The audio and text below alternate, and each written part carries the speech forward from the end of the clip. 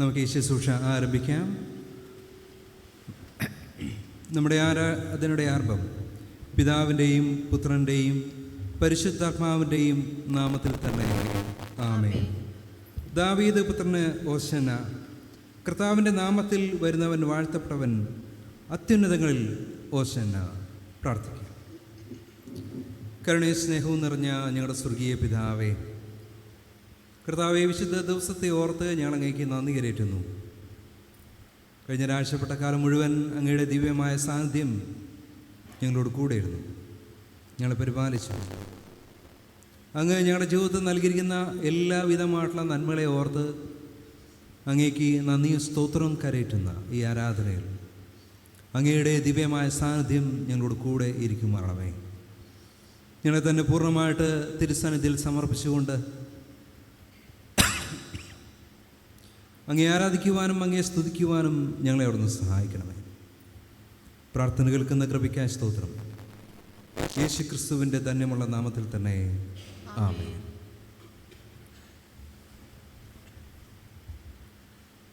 ദൈവനാമ സ്തുതിക്കും മഹത്വത്തിനുമായി പടുസലെ 41 ഗീതം പാടി നമുക്ക് ദൈവത്തെ മഹത്വപ്പെടുത്താം. ഗീതം 41. നിന്നെ ഞാൻ എതിരേറ്റു കൈക്കൊള്ളുവതെങ്ങനെ.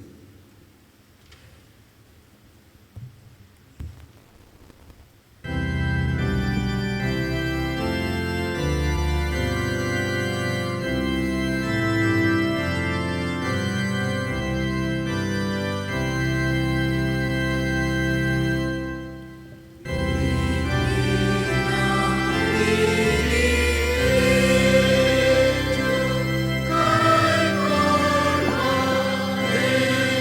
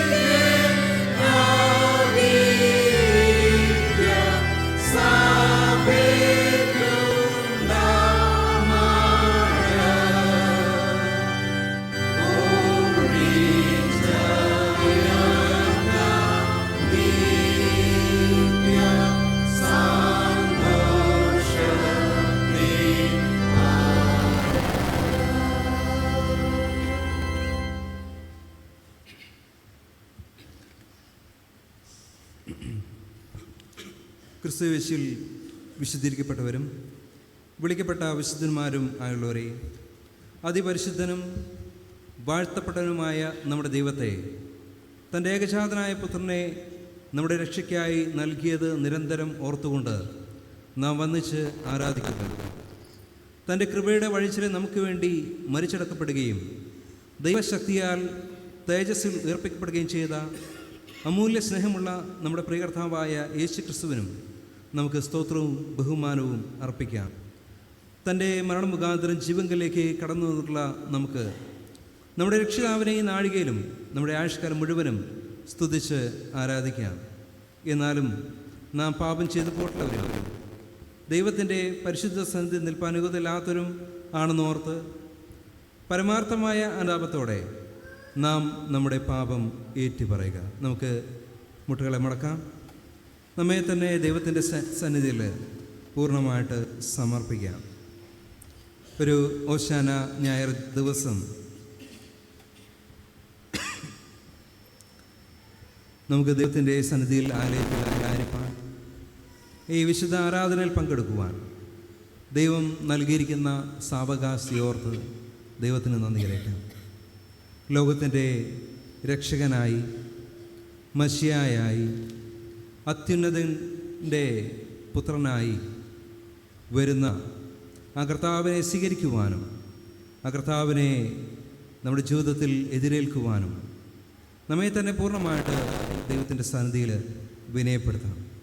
നമ്മുടെ ജീവിതത്തിൽ വന്നു പോയിരിക്കുന്ന എല്ലാവിധമായിട്ടുള്ള കുറവുകളെയും എല്ലാവിധമായിട്ടുള്ള പോരായ്മകളെയും എല്ലാവിധമായിട്ടുള്ള തെറ്റുകുറ്റങ്ങളെയും നമുക്ക് ഈ സമയത്ത് ഓർക്കാം. നമ്മുടെ മനസ്സുകളെ ദൈവസന്നിധിയിൽ പൂർണ്ണമായിട്ട് സമർപ്പിച്ചുകൊണ്ട് ദൈവത്തിൻ്റെ സന്നിധിയിൽ നമ്മെ തന്നെ പൂർണ്ണമായിട്ട് വിനയപ്പെടുത്തിക്കൊണ്ട് നമ്മുടെ എല്ലാവിധമായിട്ടുള്ള പാപങ്ങളെയും കർത്താവിൻ്റെ സന്നിധിയിൽ ഏറ്റെടുത്ത് പറയാം. അല്പസമയം മൗനമായിട്ട് ദൈവസന്നിധിയിൽ പ്രാർത്ഥനയോടുകൂടി നമുക്ക് ആയിരിക്കാം.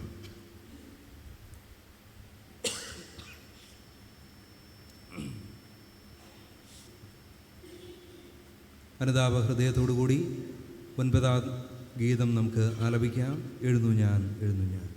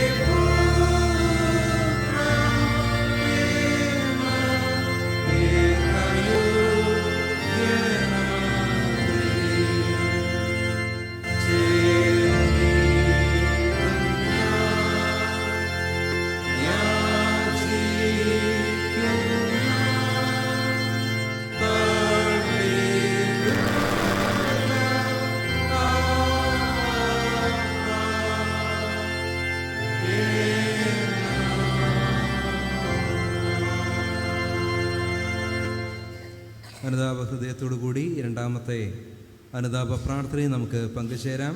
രണ്ടാമത്തെ അനുതാപ പ്രാർത്ഥന. ദൈവമേ, നിത്യനും സർവശക്തനുമായ പിതാവേ, ഞങ്ങൾ അധമ പാപികളും സ്വഭാവന ദോഷത്തിലേക്ക് ലാഞ്ചനമുള്ളവരുമാകുന്നുവെന്ന് സ്വീകരിച്ചു കൊടുക്കുന്നു.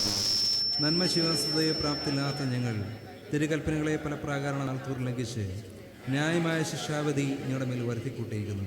കർത്താവെ, നിന്നോട് പിഴച്ചു പോയതിൽ ഞങ്ങൾ മനഃപൂർവ്വം ദുഃഖിക്കുകയും നിർവ്യാജം മരുതപിച്ചുകൊണ്ട് തിരുവൻ ഞങ്ങളെ കുറ്റപ്പെടുത്തുകയും ഞങ്ങളുടെ പാപങ്ങളെ വെറുക്കുകയും ചെയ്യുന്നു. കാരണം മാത്രം ആശ്രയിച്ച് ഞങ്ങളോട് കനിവ് തോന്നണമേ എന്ന് ഞങ്ങൾ അപേക്ഷിക്കുന്നു. സർവ്വ നന്മകൾ കൂടിയവനെ, മനസ്സിലുള്ള പിതാവേ, ഈ അരിഷ്ടത ഞങ്ങളെ വീണ്ടുകൊള്ളണമേ. പരിശുദ്ധനും നിരക്ഷകനുമായ സുപ്തനും വിചാരിച്ച് ഞങ്ങളെ സകല കളങ്കെന്ന് കഴുകി ശുദ്ധീകരിക്കണമേ. ആമേൻ. പാപങ്ങളെ ഓർത്ത് ദുഃഖിച്ച് ദൈവകരുണയും പാപമോചനം അന്വേഷിക്കുന്ന നിങ്ങളെല്ലാവരും സുവിശേഷത്തിലെ ആശ്വാസവചനം കേട്ടുകൊള്ളുവിൻ. കർത്താവ് താൻ തന്നെ നിങ്ങളോട് ഇപ്രകാരം പറയുന്നു: എൻ്റെ അടുക്കൽ വരുന്നവരെ ഞാൻ ഒരു പ്രകാരത്തിലും തള്ളിക്കളകയില്ല. നിങ്ങളുടെ പാപം ഇനി ഞാൻ ഓർക്കുകയുമില്ല. നിങ്ങളുടെ പാപം കടുംചുവപ്പായിരുന്നാൽ ഹിമം പോലെ വെളുക്കും, രക്താംബരം പോലെ ചുവപ്പായിരുന്നാലും പഞ്ഞി പോലെ ആയിത്തീരും. ഞാൻ നിങ്ങൾക്ക് പുതിയൊരു ഹൃദയം തരും. ഞാൻ എൻ്റെ ആത്മാവിനെ നിങ്ങളുടെ ഉള്ളിലാക്കി നിങ്ങളെ എൻ്റെ ചട്ടങ്ങളിൽ നടക്കുമാറാക്കും. നിങ്ങൾ എൻ്റെ വിധികളെ പ്രമാണിച്ചനുസരിക്കുകയും ചെയ്യും. എന്നാൽ അനുതാപമില്ലാത്തവരോട് ദൈവത്തിൻ്റെ അരുളപ്പാട് ഇപ്രകാരമാകുന്നു: അരുളി ചെയ്യുന്നവരെ നിരസിക്കാതിരിപ്പാൻ നോക്കുവിൻ. ഭൂമിയിൽ അരുളി ചെയ്തവനെ നിരസിച്ചവർ തെറ്റിയൊഴിയാതിരുന്നുവെങ്കിൽ സ്വർഗത്തു നിന്ന് അരുളി ചെയ്യുന്നവനെ നാം വിട്ടുമാറിയാൽ എത്രയധികം. എന്നാണ് ദുഷ്ടൻ്റെ മരണത്തിലല്ല, ദുഷ്ടൻ തൻ്റെ വഴി വിട്ട് തിരിഞ്ഞ് ജീവിക്കുന്നതിലത്രേ എനിക്കിഷ്ടമുള്ളത് എന്ന് യഹോവയായ കർത്താവിൻ്റെ അരുളപ്പാട്. ആമേൻ. നമുക്ക് ദൈവത്തിന് സ്തോത്രം അർപ്പിച്ച് പ്രാർത്ഥിക്കാം.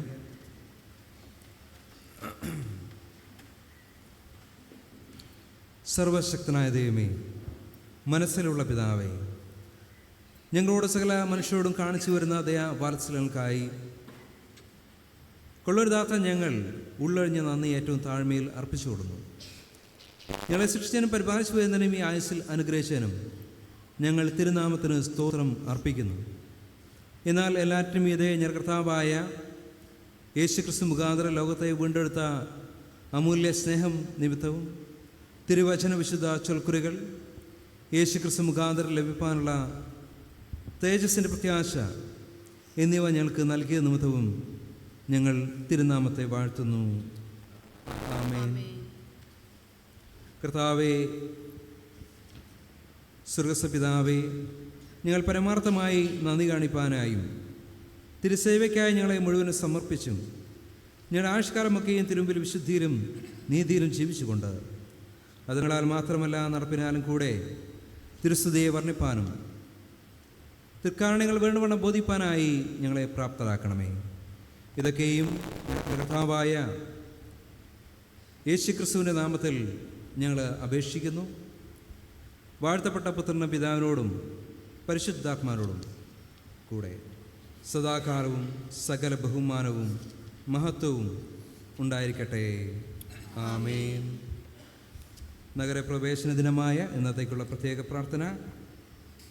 ഞങ്ങളുടെ കർത്താവ് രക്ഷകനുമായ ക്രിസ്തുവേ, തിരുനാമത്തിന് ഞങ്ങൾ സ്തോത്രവും നന്ദി അർപ്പിച്ചുകൊള്ളുന്നു. നീ ഞങ്ങൾക്ക് വേണ്ടി ഈ ലോകത്തിൽ വന്ന് ക്രൂശിലെ മരണം ഏറ്റതിനാൽ പൂർണ്ണ രക്ഷ സാധിപ്പിച്ചുവല്ലോ. ബദ്ധിതർക്ക് വിടുതലും ഹൃദയം തകർന്നവർക്ക് സൗഖ്യവും നീ കൊണ്ടുവന്നിരിക്കുന്നുവല്ലോ. നിന്നിൽ ദൈവത്തിൻ്റെ സകല വാഗ്ദത്തങ്ങളും നിവൃത്തിയാകുകയും ചെയ്തിരിക്കുന്നു. തിരുജനത്തെ ഇന്ന ദിവസം സന്ദർശിക്കണമേ. ഞങ്ങളുടെ രക്ഷകനും രാജാവുമായി നിന്നെ ഞങ്ങൾ സന്തോഷത്തോടെ സ്വീകരിച്ചുകൊള്ളുന്നു. നീ മഹത്വത്തോടെ പ്രത്യക്ഷനാകുന്ന നാളിൽ നിന്നെ എന്നെന്നും സേവിപ്പാനും സ്തുതിപ്പാനും വിളിച്ചിരിക്കുന്നവരുടെ കൂട്ടത്തിൽ ഞങ്ങളും ഉണ്ടാകുവാൻ കൃപ ചെയ്യണമേ. ആമേൻ. നാം നിൽക്കുമ്പോൾ തന്നെ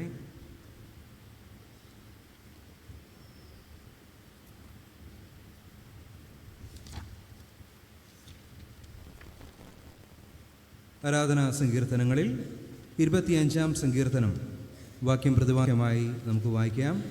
211-ാം പുറം 25-ാം സങ്കീർത്തനം. യഹോവേ, നിങ്കിലേക്ക് ഞാൻ മനസ്സുയർത്തുന്നു,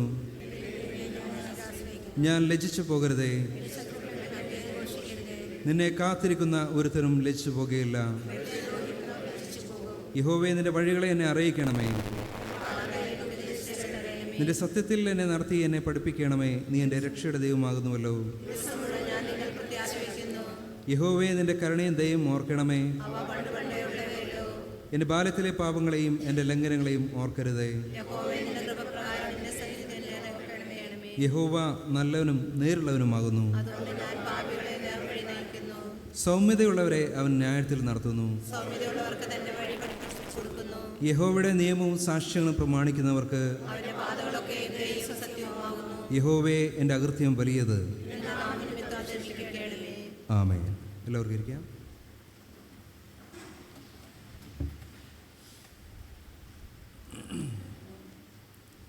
വേദപാഠഭാഗങ്ങൾ വായിച്ചു കേൾക്കുന്നതിന് മുമ്പായി 67-ാം ഗീതത്തിൻ്റെ 1-ാമത്തെയും 2-ാമത്തെയും ചരണം പാടാം. 67-ാം ഗീതത്തിൻ്റെ 1-ാമത്തെയും 2-ാമത്തെയും ചരണങ്ങൾ. സ്വരാജ്യത്തിൻ വ്യവസ്ഥ കഥിച്ച് തീർന്നു.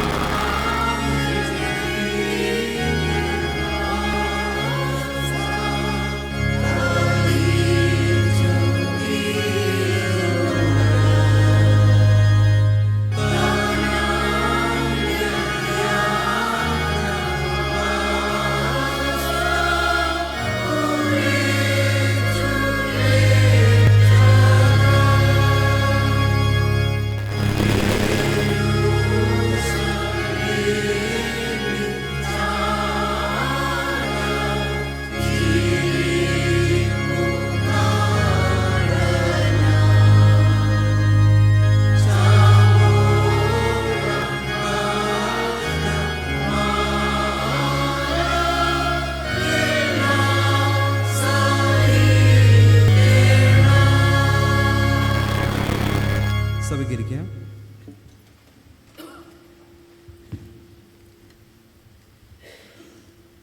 നഗരപ്രവേശന നാളായ ഇന്നത്തേക്ക് വായിക്കാൻ നിശ്ചയിച്ചിരിക്കുന്ന വേദഭാഗങ്ങൾ പഴയ നിയമത്തിൽ സങ്കീർത്തനം 24-ാം അധ്യായം 7 മുതൽ 10 വരെയും പുതിയ നിയമത്തിൽ യോഹന്നാൻ എഴുതിയ സുവിശേഷം 12-ാം അധ്യായം 12 മുതൽ 19 വരെയുമാകുന്നു. പഴയ നിയമത്തിൽ സങ്കീർത്തനം 24-ാം അധ്യായം 7 മുതൽ 10 വരെയുള്ള ദൈവവചനങ്ങളെ കേട്ടുകൊള്ളുവീൻ. വാതിലുകളെ നിങ്ങളുടെ തലകളെ ഉയർത്തുവീൻ, പണ്ടേയുള്ള കതവുകളെ ഉയർന്നിരിപ്പീൻ. മഹത്വത്തിൻ്റെ രാജാവ് പ്രവേശിക്കട്ടെ. മഹത്വത്തിൻ്റെ രാജാവാർ ബലവാനും വീരനുമായ യഹോവ, യുദ്ധവീരനായ യഹോവ തന്നെ. വാതിലുകളെ നിങ്ങളുടെ തലകളെ ഉയർത്തുവീൻ, പണ്ടേയുള്ള കതവുകളെ ഉയർന്നിരിപ്പീൻ. മഹത്വത്തിൻ്റെ രാജാവ് പ്രവേശിക്കട്ടെ. മഹത്വത്തിൻ്റെ രാജാവാർ സൈന്യങ്ങളുടെ യഹോവ തന്നെ. അവനാകുന്നു മഹത്വത്തിൻ്റെ രാജാവ്. ഇവിടെ സങ്കീർത്തന വേദഭാഗം വായിച്ച അവസാനം.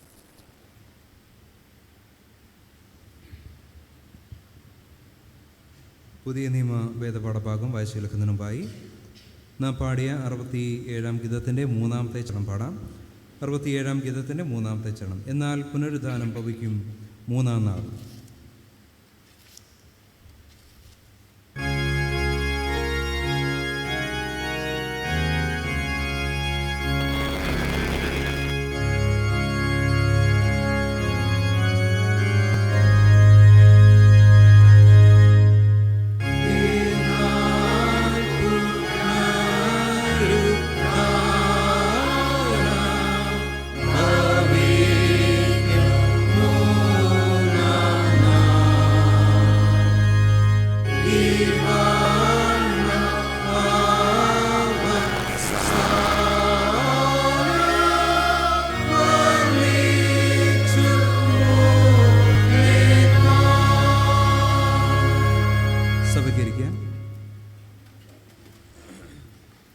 യോഹന്നാൻ എഴുതിയ സുവിശേഷം 12-ാം അധ്യായം 12 മുതൽ 19 വരെ. പിറ്റന്നാൾ പെരുന്നാൾക്ക് വന്ന ഒരു വലിയ പുരുഷാരം യേശു യെരൂശലേമിലേക്ക് വരുന്നുവെന്ന് കേട്ടിട്ട് ഈത്തപ്പനയുടെ കുരുത്തോല എടുത്തുകൊണ്ട് അവനെ എതിരേൽപ്പാൻ ചെന്നു. ഹോശന്ന, ഇസ്രായേലിൻ്റെ രാജാവായി കർത്താവിൻ്റെ നാമത്തിൽ വരുന്നവൻ വാഴ്ത്തപ്പെട്ടവനെന്ന് ആർത്തു. യേശു ഒരു ചെറിയ കഴുതയെ കണ്ടിട്ട് അതിന്മേൽ കയറി, സിയോൻ പുത്രി ഭയപ്പെടേണ്ട, ഇതാ നിന്റെ രാജാവ് കഴുത കുട്ടിപ്പുറത്ത് കയറി വരുന്നു എന്ന് എഴുതിയിരിക്കുന്നത് പോലെ തന്നെ. ഇത് അവൻ്റെ ശിഷ്യന്മാർ ആദിയിൽ ഗ്രഹിച്ചില്ല. യേശുവിന് തേജസ്കരണം വന്ന ശേഷം അവനെക്കുറിച്ച് ഇങ്ങനെ എഴുതിയിരിക്കുന്നു എന്നും തങ്ങൾ അവനെ ഇങ്ങനെ ചെയ്തുവെന്നും അവർക്ക് ഓർമ്മ വന്നു. അവൻ ലാസറെ കല്ലറയിൽ നിന്ന് വിളിച്ച് മരിച്ചവരിൽ നിന്ന് എഴുന്നേൽപ്പിച്ചപ്പോൾ അവനോടുകൂടെ ഉണ്ടായിരുന്ന പുരുഷാരം സാക്ഷ്യം പറഞ്ഞു. അവൻ ഈ അടയാളം ചെയ്ത പ്രകാരം പുരുഷാരം കേട്ടിട്ട് അവനെ എതിരേറ്റ് ചെന്നു. ആകിയാൽ പരീശന്മാർ തമ്മിൽ നമുക്കൊന്നും സാധിക്കുന്നില്ലല്ലോ, ലോകം അവൻ്റെ പിന്നാലെയായി പോയി എന്ന് പറഞ്ഞു. ഇവിടെ ഇന്നത്തേക്ക് വായിപ്പാനുള്ള വേദഭാഗങ്ങൾ വായിച്ച് അവസാനിച്ചു.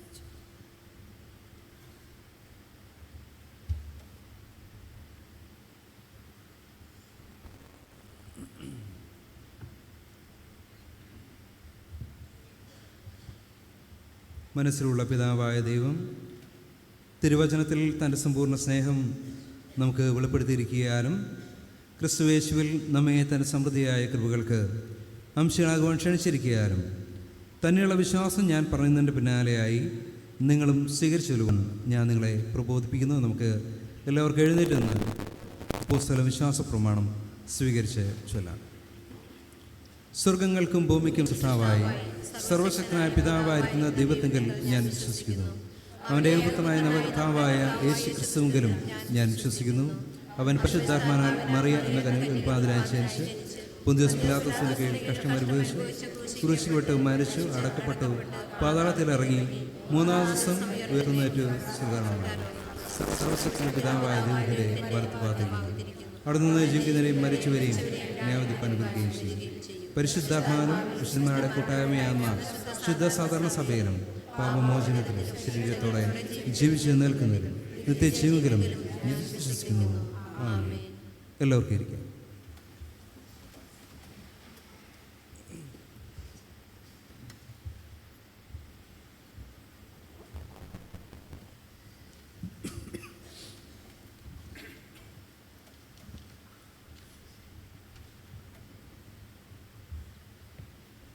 സഭയോട് അറിയിക്കാനായിട്ടുള്ള കാര്യങ്ങൾ. കഴിഞ്ഞ ആഴ്ചയിൽ പൊതുവഴിപാടായിട്ട് ലഭിച്ചത് 10,024 രൂപ. പൂർ ഫണ്ടിലേക്ക് ലഭിച്ചത് 1,100 രൂപ. ജന്മദിന സ്തോത്രദാനമായിട്ട് ലഭിച്ചത് 1,950 രൂപ. സൺഡേ സ്കൂൾ ഓപ്പർട്ടറി ആയിട്ട് ലഭിച്ചത് 300 രൂപ. അങ്ങനെ ആകെ ലഭിച്ചത് 13,374 രൂപ.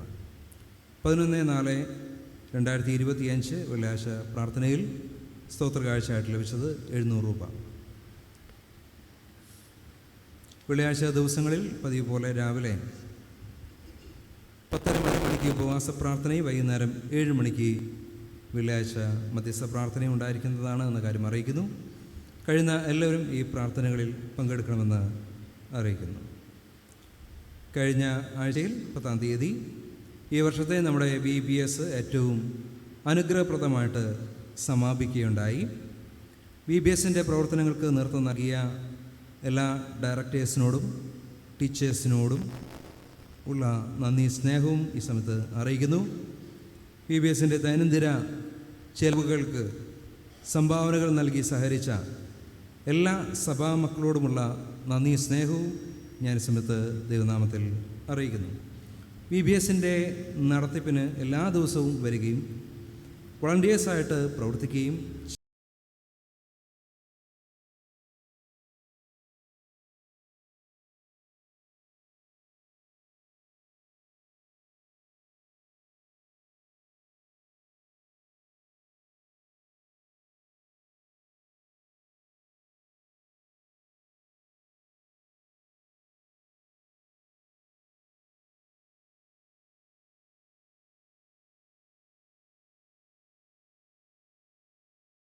ദൈവനാമത്തിൽ അറിയിച്ച് കൊള്ളുന്നു.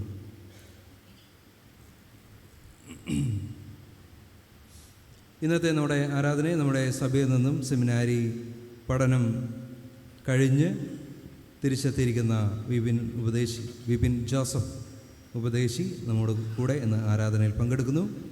അദ്ദേഹത്തിൻ്റെ വൈദിക വിദ്യാഭ്യാസം കഴിഞ്ഞു. അതുമായിട്ട് ബന്ധപ്പെട്ട എല്ലാ വിവരങ്ങളും അറിയിപ്പുകളും അദ്ദേഹം സഭയായിട്ടും ശുശ്രൂഷകർക്കും അതുപോലെ തന്നെ കമ്മിറ്റിക്കും എല്ലാം അയച്ചു തരികയുണ്ടായിരുന്നു.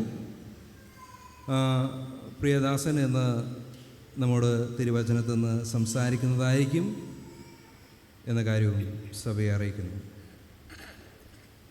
ഹോശാന ഞായർ മുതൽ നമ്മുടെ കൃഷ്ണാനുഭവ ആഴ്ച ആരാധനകൾ ആരംഭിക്കുകയാണ്. ഇന്ന് മുതൽ ബുധനാഴ്ച വരെയുള്ള കഷ്ടാനുഭവ ചരിത്ര പാരായണവും തിരുവചന ധ്യാനവും വൈകുന്നേരം 7 മണി മുതൽ ആയിരിക്കും ആരംഭിച്ച് നടത്തപ്പെടുക എന്ന കാര്യം അറിയിക്കുന്നു. ഞായറാഴ്ച മുതൽ ബുധനാഴ്ച വരെയുള്ള അഷ്ടാനുഭവ വാര ആരാധന വൈകുന്നേരം 7 മണി മുതൽ ആരംഭിച്ച് നടത്തപ്പെടുന്നതായിരിക്കും. പെസഹ വ്യാഴാഴ്ചയുള്ള ആരാധന പെസഹ വ്യാഴാഴ്ച വൈകുന്നേരം 6 മണിക്ക് കൃത്യം 6 മണിക്ക് ആരംഭിക്കുന്നതായിരിക്കും എന്ന കാര്യവും അറിയിക്കുന്നു. ദുഃഖവെള്ളി ആരാധന രാവിലെ 9 മണിക്ക് ആരംഭിച്ച് നടത്തപ്പെടും. അന്നത്തെ ആരാധനയും അതോടൊപ്പം തന്നെ ക്രൂശിലെ 7 മൊഴികളുടെ ധ്യാനവും ഇതോടുകൂടെ ഉണ്ടായിരിക്കും എന്ന കാര്യം സഭയെ അറിയിക്കുന്നു.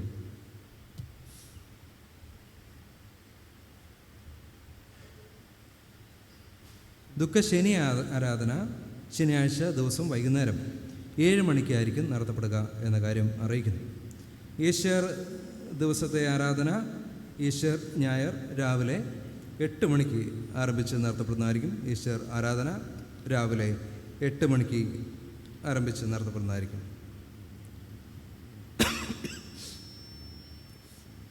Letter from property department of CSI Malabar diocese Parappanangadi BEM higher secondary സ്കൂളിൻ്റെ നവീകരണ പ്രവർത്തനങ്ങൾക്കുള്ള കൊട്ടേഷൻ ക്ഷണിക്കുന്നു. പ്രസ്തുത പ്രവൃത്തി എടുക്കുവാൻ താൽപ്പര്യമുള്ളവർ ടെൻഡർ ഷെഡ്യൂൾ പൂരിപ്പിച്ച് പ്രോപ്പർട്ടി സെക്രട്ടറി CSI മലബാർ മഹായിടവക കോഴിക്കോട് 67301 എന്ന വിലാസത്തിൽ 21/4/2025 കൂടി ഓഫീസിൽ എത്തിക്കേണ്ടതാണ് എന്ന കാര്യം അറിയിക്കുന്നു. ടെൻഡർ ഷെഡ്യൂൾ ആർക്കെങ്കിലും ആവശ്യമുണ്ടെങ്കിൽ ചെയർമാനെ സമീപിക്കണമെന്ന് അറിയിക്കുന്നു.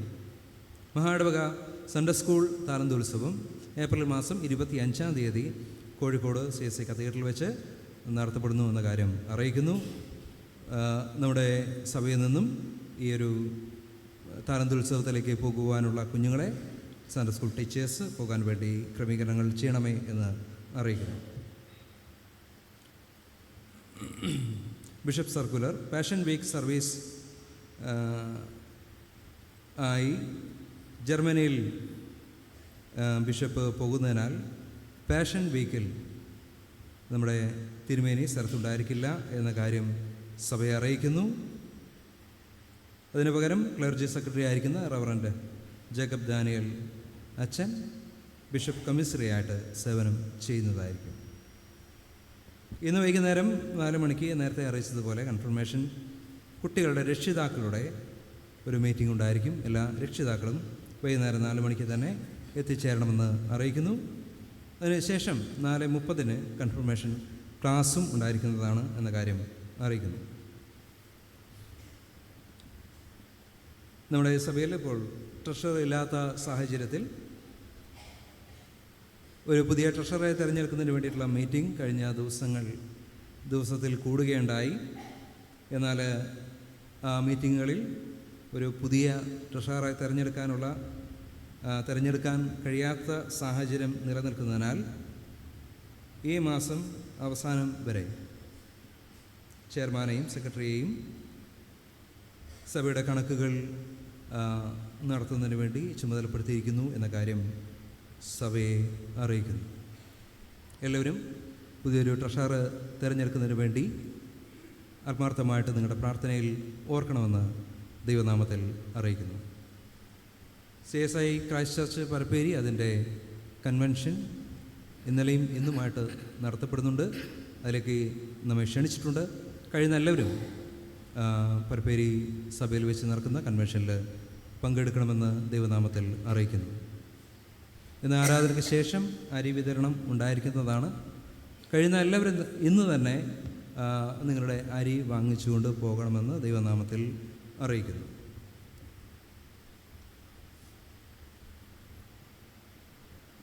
തിരുവത്താഴ പരസ്യം.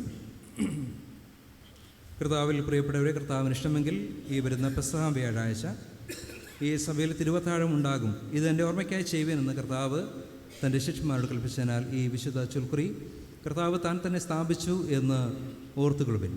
വീണ്ടെടുക്കപ്പെട്ടവർക്ക് രക്ഷിതാവിനോടും സഹോദരന്മാരോടുമുള്ള കൂട്ടായ്മ ഉണ്ടാകുവാൻ, തിരുമേശയോട് അടുത്തു വരുവാനും പാപമോചനത്തിൻ്റെ നിശ്ചയം ഈ ചൊൽക്കുറി മുഖാന്തരം ലഭിപ്പാനും കർത്താവ് താൻ തന്നെ നിങ്ങളെ ക്ഷണിക്കുന്നു. മാനസാന്തരപ്പെടാതെയും തൻ്റെ വഴികളെ തിരുത്താതെയും പാപത്തിൽ വസിച്ചു കൊണ്ടിരിക്കുന്നവൻ ക്രിസ്തുവിനുള്ളവനല്ല. അവൻ കർത്തൃമേശയോട് അടുത്തു വരരുത് എന്ന് ഓർത്തുകൊണ്ട് ഓരോരുത്തരും തന്നെ തന്നെ ശോധന ചെയ്യേണ്ടതാകുന്നു. ഞാനും ശരിയായ മാർഗത്തിലാകുന്നുവോ ഉള്ളത് എന്ന് ഓരോരുത്തരും തൻ്റെ വഴിയെ പരിശോധിക്കണം. നീ നിന്നെ തന്നെ താഴ്ത്തി പാപത്തെ ഏറ്റുപറക. നീ ദൈവത്തോട് മാത്രമല്ല കൂട്ടുകാരനോട് പഴിച്ചിരിക്കുന്നു എന്ന് കണ്ടാൽ അവനോട് ഇണങ്ങി അന്യായം ചെയ്ത് അതിന് മതിയായ പ്രതിശാന്തി ചെയ്യുവാൻ നിന്നാൽ ആവോളം സന്നദ്ധനായിരിക്കണം. ദൈവം നിൻ്റെ സകല കുറ്റങ്ങൾ ക്ഷമിക്കണം എന്ന് നീ ആഗ്രഹിക്കുന്നത് പോലെ തന്നെ നിന്നോട് പിഴച്ചിരിക്കുന്നവർക്കും നീ ക്ഷമിച്ചു കൊടുക്കാൻ ഒരുക്കമുള്ളവനായിരിക്കണം. പാപങ്ങളെ ക്ഷമിച്ച് ഹൃദയത്തെ പുതുക്കുന്ന ദൈവത്തിങ്കിലേക്ക് ഓരോരുത്തരും തിരിഞ്ഞു തന്ന് സ്തോത്രത്തോടെ കർത്താവിൻ്റെ മേശയോട് അടുത്ത് വരും. ഇവിടെ സഭയോട് അറിയിപ്പാനായിട്ടുള്ള കാര്യങ്ങൾ അറിയിച്ചു കഴിഞ്ഞു. കഴിഞ്ഞ ആഴ്ചയിൽ ജന്മദിനം കൊണ്ടാടിയവരുടെ പേരുകൾ ഈ സമയത്ത് വായിക്കുന്നു. Vinodkumar Kalarikkal, Lia Mercy Thumbippuram, Ivan P John Paranjothi, Dileep Kumar Parangath, Ashish Isaac Pandarapparambil, Yesudas Kanjirathinkal, Joel P V, Jayakumar Samuel Veroor, Siyana Shannon Joyce V P house, Jayaprakash Paranjothi, Sreeja Shaji Chakkingal, Crisilda Prabhavathi Muthiravalappil, Augustine Stanley Theyyan Thiruthi, Moses Reginald Kalvalappil, Anila Pramaja Kunnamkodi, Shani James മുതിരവളപ്പിൽ.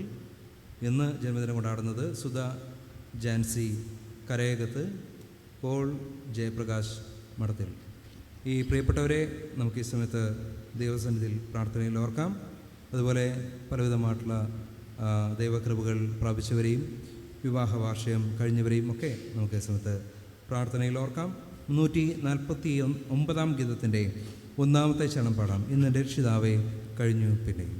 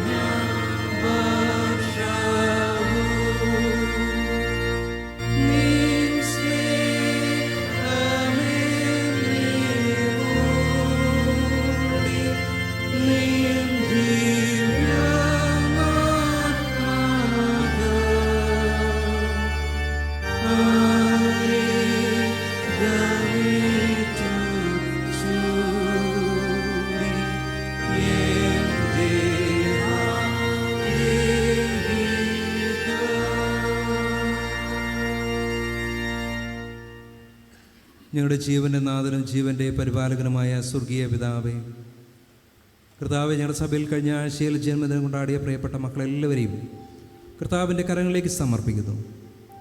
ഒരു വർഷം മുഴുവൻ കർത്താവിൻ്റെ ദിവ്യമായ സാന്നിധ്യം അവരോട് കൂടെയിരുന്നു. പലവിധമായിട്ടുള്ള പ്രയാസങ്ങളിലൂടെ, പ്രതിസന്ധികളിലൂടെ, സംഘർഷങ്ങളിലൂടെ ഒക്കെ ജീവിതം പോയ സമയത്ത് ഞാൻ ഒരു നാളും നിന്നെ കൈവിടുകയില്ല, ഉപേക്ഷിക്കുകയുമില്ല എന്ന് പറയുന്ന കർത്താവിൻ്റെ സാന്നിധ്യം പ്രിയപ്പെട്ട മക്കളോട് കൂടെ ഇരുന്നതിനായിട്ട് നന്ദി കരയറ്റുന്നു. കർത്താവെ, ഈ പുതിയ വർഷത്തിലും ആ ദൈവത്തിൽ ആശ്രയിച്ചുകൊണ്ട് അങ്ങയിൽ ശരണപ്പെട്ടുകൊണ്ടായിരിക്കാൻ പ്രിയപ്പെട്ട മക്കളെ അവിടുന്ന് സഹായിക്കണമേ. കർത്താവിൻ്റെ ദിവ്യമായ കരുതലും കാവലും കൂടെ ഇരിക്കണമേ. ഈ പുതിയ വർഷം പ്രിയപ്പെട്ട മക്കളുടെ ജീവിതത്തിൽ ഏറ്റവും നന്മയുടെ, അനുഗ്രഹത്തിൻ്റെ, ദൈവാനുഭവത്തിൻ്റെ ഒരു പുതിയ വർഷമാക്കണമേ എന്നപേക്ഷിക്കുന്നു. വിവാഹ വാർഷികം കൊണ്ടാടിയ പ്രിയപ്പെട്ട മക്കളെ ഞാൻ സ്മൃതി ഓർക്കുന്നു. കുടുംബജീവിതത്തിൽ കർത്താവ് കഴിഞ്ഞ നാളുകൾ കൂടെയിരുന്നു. സമൃദ്ധമായിട്ട് അവിടുന്ന് അനുഗ്രഹിച്ചു. അവരുടെ ഇല്ലായ്മയിലും വല്ലായ്മയിലും പ്രയാസങ്ങളിലും ഒക്കെ ദൈവസാന്നിധ്യം, ദൈവസ്നേഹം തിരിച്ചറിഞ്ഞുകൊണ്ട് ജീവിപ്പാൻ അവിടുന്ന് സഹായിച്ചു ഓർത്ത് നന്ദി കരയറ്റുന്നു. കർത്താവിനെ ആശ്രയിച്ചുകൊണ്ട് ഞാനും എൻ്റെ കുടുംബവും ഞങ്ങൾ യഹോവയിൽ ആശ്രയിച്ചും എന്ന് പറഞ്ഞുകൊണ്ട് ജീവിക്കാനായിട്ട് തുറന്നും പ്രിയപ്പെട്ട മക്കളെ അവിടുന്ന് സഹായിക്കണമേ. പലവിധമായിട്ടുള്ള ദൈവകൃപകൾ, നന്മകൾ അനുഭവിച്ചുകൊണ്ട് അങ്ങയുടെ സന്നിധി നന്ദിയോടുകൂടി ആയിരിക്കുന്നു എല്ലാവരെയും കർത്താവിൻ്റെ കരങ്ങളിലേക്ക് സമർപ്പിക്കുന്നു. അവിടുന്ന് അനുഗ്രഹിക്കണമേ, അവിടുന്ന് വഴി നിർത്തണമേ എന്ന് അപേക്ഷിക്കുന്നു. പ്രാർത്ഥന കേൾക്കുന്നതിനായി സ്തോത്രം. യേശു ക്രിസ്തുവിൻ്റെ ധന്യമുള്ള നാമത്തിൽ തന്നെ ആമേൻ.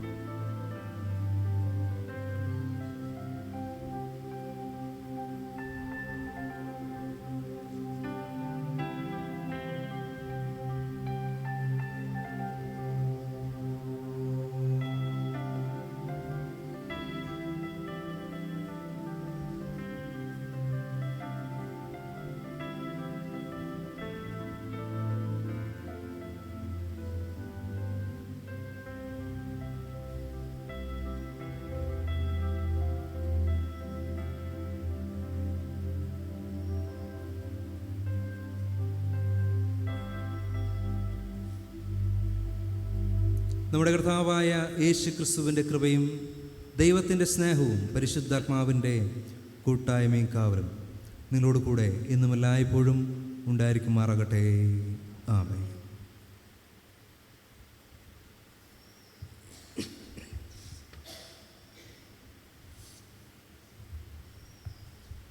നമ്മുടെ വഴിപാടുകളെ ദൈവസന്നിധിയിൽ സമർപ്പിക്കുമ്പോൾ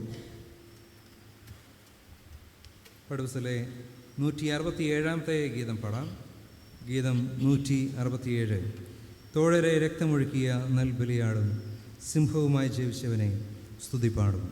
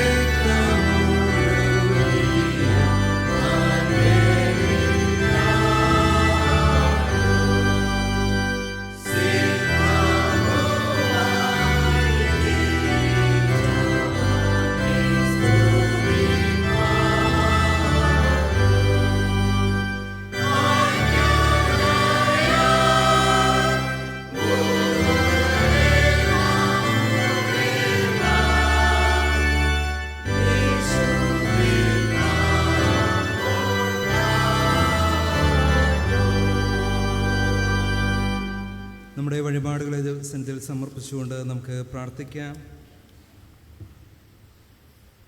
ദൈവമേ, എല്ലാ നല്ല ദാനങ്ങളുടെയും ഉറവിടമായ സ്വർഗീയ പിതാവേ, ഇപ്പോൾ അർപ്പിച്ചിരിക്കുന്ന സഭയുടെ ഇളയ കാഴ്ചയെ വിശദീകരിച്ച് സുഗ്രാഹ്യമായ യാഗമായി സ്വീകരിച്ച് തിരുനാമത്തിൻ്റെ മഹത്വത്തിനായി ഉപയോഗിക്കണമേ. പിതാവേ, ഞങ്ങളുടെ കർത്താവായ യേശു ക്രിസ്തുവിൻ്റെ നാമത്തിൽ ഞങ്ങൾ യാചിക്കുന്നത് കൃപയോടെ കേൾക്കണമേ. ആമേൻ. എല്ലാവർക്കും ഇരിക്കാം.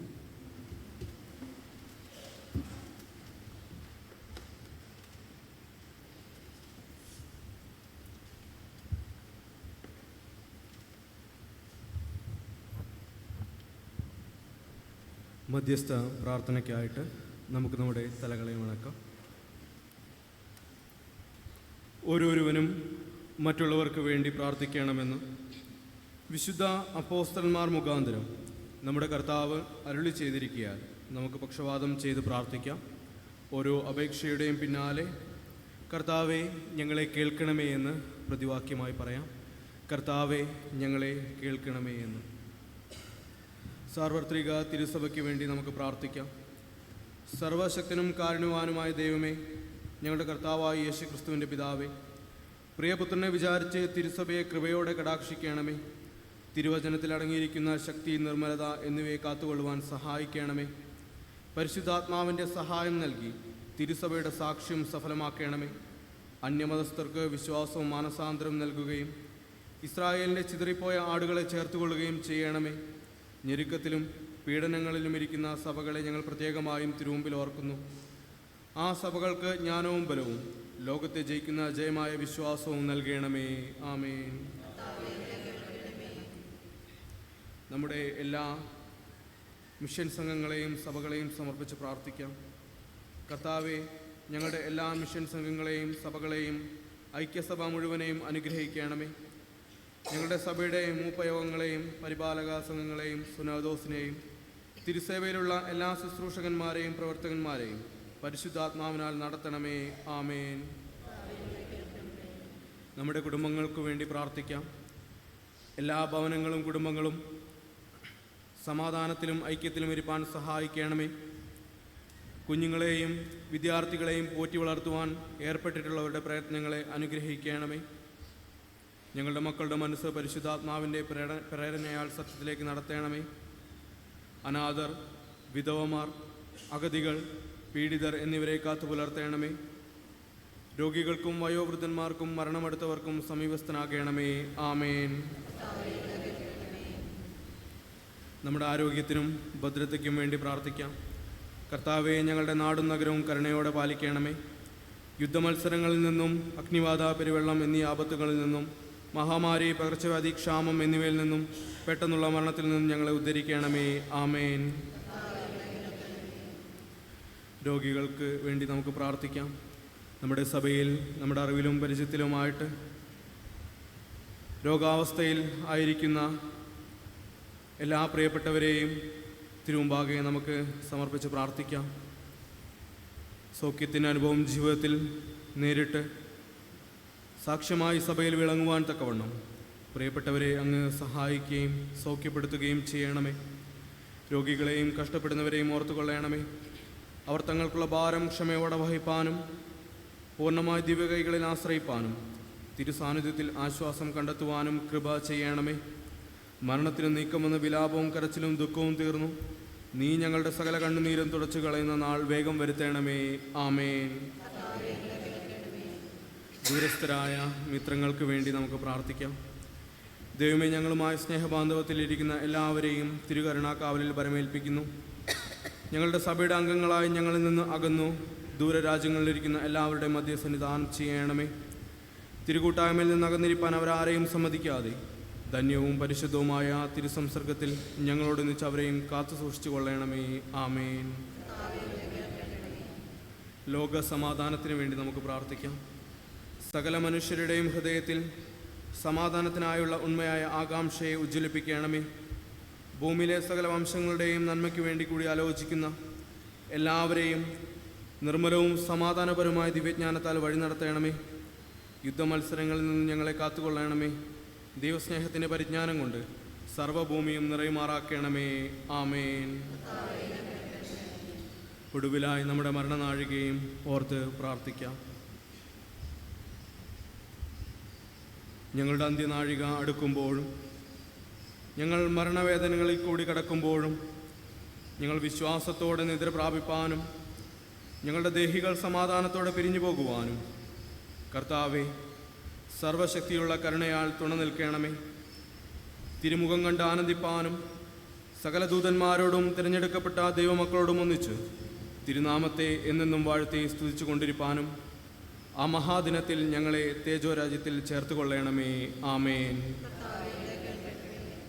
ആമേൻ.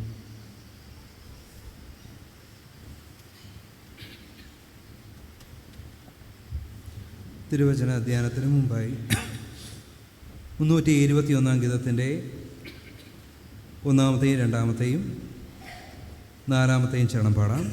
321 ഗീതത്തിൻ്റെ 1-ാമത്തെയും 2-ാമത്തെയും 4-ാമത്തെയും ചരണം. അതിനുശേഷം നമ്മുടെ മധ്യത്തിലായിരിക്കുന്ന വിപിൻ ജോസഫ് ഉപദേശി കർത്താവിൻ്റെ വചനം നമ്മോട് സംസാരിക്കുന്നതായിരിക്കും. കർത്താവെ സ്വീകരിക്കുവാൻ മടിക്കുകയില്ല ഞാൻ.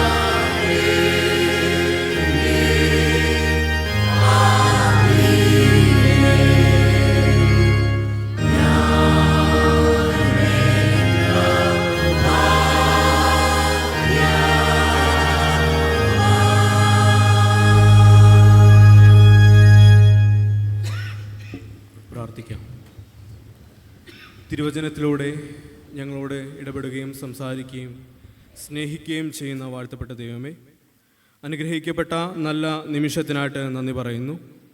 അല്പനേരം വചനത്തിൻ്റെ മറവിൽ ഞങ്ങളായിരിക്കുമ്പോൾ ദിവ്യമായ പൊരുളുകളെ ഗ്രഹിച്ചറിയുവാൻ തക്കവണ്ണം ഞങ്ങളുടെ ഹൃദയങ്ങളെ അങ്ങ് വിശാലമാക്കണമേ.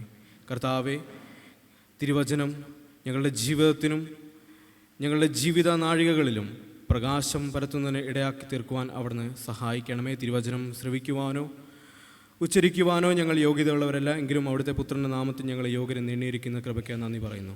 ഇപ്പോൾ നാഥ, അടിയനെ അങ്ങ് മറക്കണമേ, അങ്ങേ പ്രകാശിപ്പിക്കണമേ.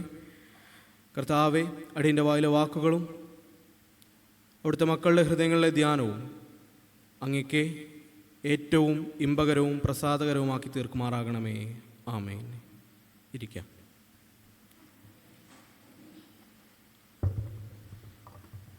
ദൈവത്തിൻ്റെ അതിപരിശുദ്ധമായ നാമം മഹത്വപ്പെടുമാറാകട്ടെ. ഈ കഷ്ടാനുഭവ ആഴ്ചയിൽ പ്രത്യേകിച്ച് ഇന്നേ ദിവസം തിരുവചന ദൂതുമായിട്ട് നിൽക്കുവാൻ സാധിച്ചതിൽ വളരെയധികം സന്തോഷമുണ്ട്. എന്നെ സംബന്ധിച്ചിടത്തോളം ഈ ദിവസം വളരെ പ്രത്യേകതയാർന്ന ഒരു ദിവസമാണ്.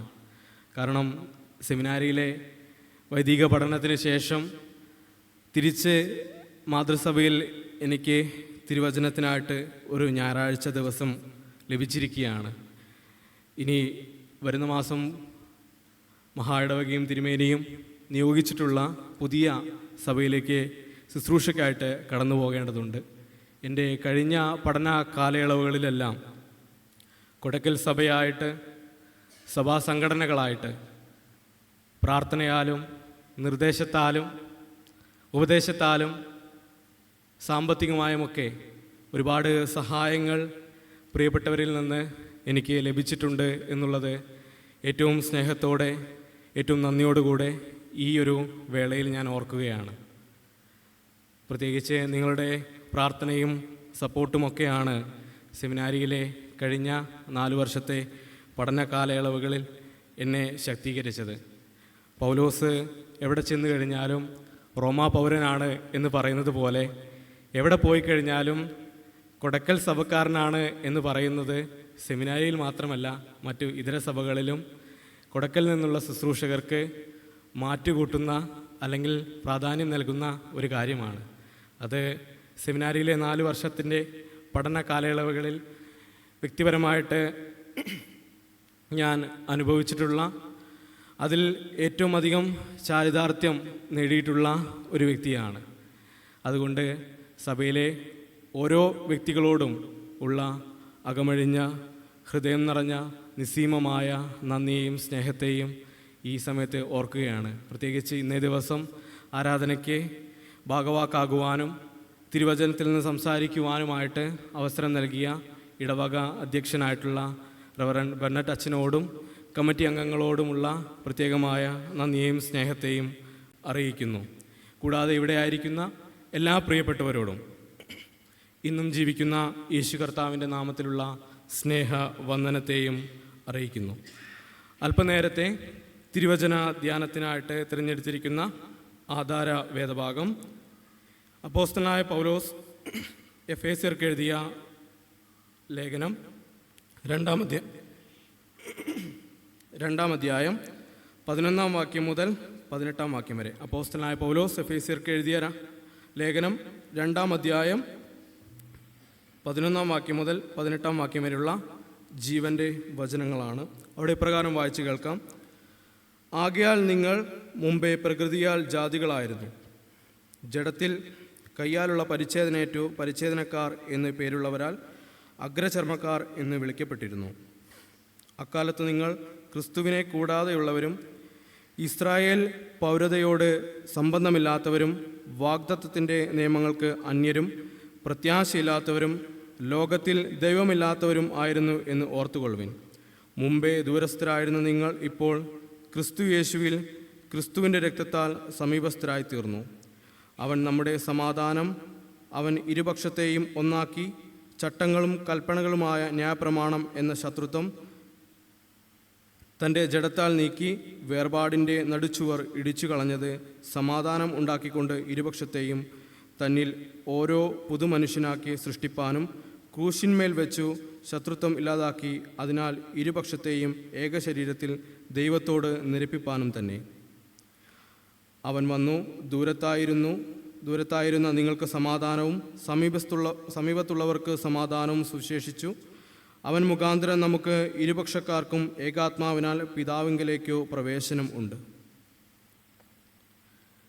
അപ്പോസ്തലനായ പൗലോസ് റോമർക്കെഴുതിയ ലേഖനവും കൊലോസ്യർക്കെഴുതിയ ലേഖനവും ഫിലിപ്പർക്കെഴുതിയ ലേഖനവും എഫേസ്യർക്കെഴുതിയ ലേഖനവും ഒരുപോലെ പ്രാധാന്യമർഹിക്കുന്ന ലേഖനങ്ങളിൽ ഒന്നാണ്. ഒരു കഥ ഇപ്രകാരം ഓർമ്മ വരുന്നു. പ്രത്യേകിച്ച് ഈ ഒരു നഗരപ്രവേശന നാളിൽ ദിവസത്തിൽ നമ്മൾ ഓരോരുത്തരും ആയിരിക്കുമ്പോൾ, ക്രിസ്തുവിനെ കൂടാതെ നഗരപ്രവേശന നാളിൽ നഗരത്തിൽ സ്വീകാര്യത ലഭിച്ച ഒരു ജീവൻ കൂടി ഉണ്ടായിരുന്നു. ക്രിസ്തു തനിക്ക് സഞ്ചരിക്കുവാനായിട്ട് തിരഞ്ഞെടുത്ത കഴുതയായിരുന്നു. യഹൂദൻ്റെയൊക്കെ ഒരു കാഴ്ചപ്പാടിലായിക്കോട്ടെ, സമൂഹത്തിൻ്റെ ഒരു വീക്ഷണത്തിലായിക്കോട്ടെ, ഇന്ന് നമ്മൾ വെച്ച് പുലർത്തുന്ന മനോഭാവത്തിലായിക്കോട്ടെ, കഴുത എന്ന് പറയുന്നത് ചുമട് വലിക്കുവാനുള്ള ഒരു ഉപാധി മാത്രമാണ്. അത്തരത്തിലുള്ളൊരു മൃഗത്തിനെ ഒരു സമൂഹത്തിൻ്റെ ഇടയിൽ എങ്ങനെയാണ് അംഗീകാരവും സ്വീകാര്യതയും ലഭിക്കുക? അങ്ങനെയുള്ള ഒരു വേളയിലാണ് ക്രിസ്തുവിനെ നഗരത്തിൽ പ്രവേശിക്കുവാനായിട്ട് ഒരു കഴുതയെ ആവശ്യമായിട്ട് വന്നത്. ക്രിസ്തു ഈ കഴുതയെ തിരഞ്ഞെടുക്കുകയും നഗരത്തിൽ പ്രവേശിക്കുകയും ചെയ്തു. ക്രിസ്തുവിനോടൊപ്പം ഈ കഴുതയ്ക്കും സ്വീകരണം ലഭിച്ചു. പക്ഷേ ഈ ആളും ആരവുമെല്ലാം ഒഴിഞ്ഞ പൂരപ്പറമ്പിലേക്ക് പിന്നീട് ഒരു ദിവസം ഈ കഴുത ഒറ്റയ്ക്ക് നടന്നുപോയി. ഒറ്റയ്ക്ക് നടന്നുപോയപ്പോൾ നേരിട്ടത് അവഗണനയും ആട്ടിപ്പായ്ക്കലുകളും പരിഹാസവും നിന്ദയും പുച്ഛവും ഒക്കെയായിരുന്നു. ഈ ഒരു കഥ പറഞ്ഞു വയ്ക്കുന്നത് ഇപ്രകാരമാണ്: ക്രിസ്തു നമ്മോടൊപ്പം ഉണ്ടെങ്കിൽ അവിടെ നമുക്ക് സ്വീകാര്യത ഉണ്ട് എന്നുള്ളതാണ്. ക്രിസ്തു നമ്മോടൊപ്പം ഉണ്ടെങ്കിൽ അവിടെ നമുക്ക് അംഗീകാരമുണ്ട് എന്നുള്ളതാണ്. ക്രിസ്തു നമ്മോടൊപ്പം ഉണ്ടെങ്കിൽ നിന്ദയും പരിഹാസവും ഒക്കെ ജീവിതത്തിൽ കടന്നു വരുമ്പോൾ അതിനെ നമുക്ക് ഡിഫെൻഡ് ചെയ്യാനായിട്ട്, പ്രതിരോധിക്കാനായിട്ട്, സഹിക്കുവാനായിട്ട് നമുക്ക് കഴിയും എന്നുള്ളതാണ്. അപ്പോസ്തലനായ പൗലോസിൻ്റെ ലേഖനങ്ങൾ എന്ന് പറയുന്നതിൽ പ്രധാനപ്പെട്ട 7 ലേഖനങ്ങളാണ് ഫിലിപ്പോസ്, എഫേസ്യർ, കൊലോസ്യർ, 1-2 തിമോത്തിയോസ്, തീത്തോസ്, ഫിലോമോൻ. ഈ 7 ലേഖനങ്ങൾ കാരാഗൃഹ ലേഖനങ്ങൾ എന്നാണ് എഴുതപ്പെട്ടിരിക്കുന്നത്, അല്ലെങ്കിൽ അങ്ങനെയാണ് പറയപ്പെട്ടിരിക്കുന്നത്. അത്തരത്തിലാണ് അതിനെ ക്ലാസിഫൈഡ് ചെയ്തിരിക്കുന്നത്.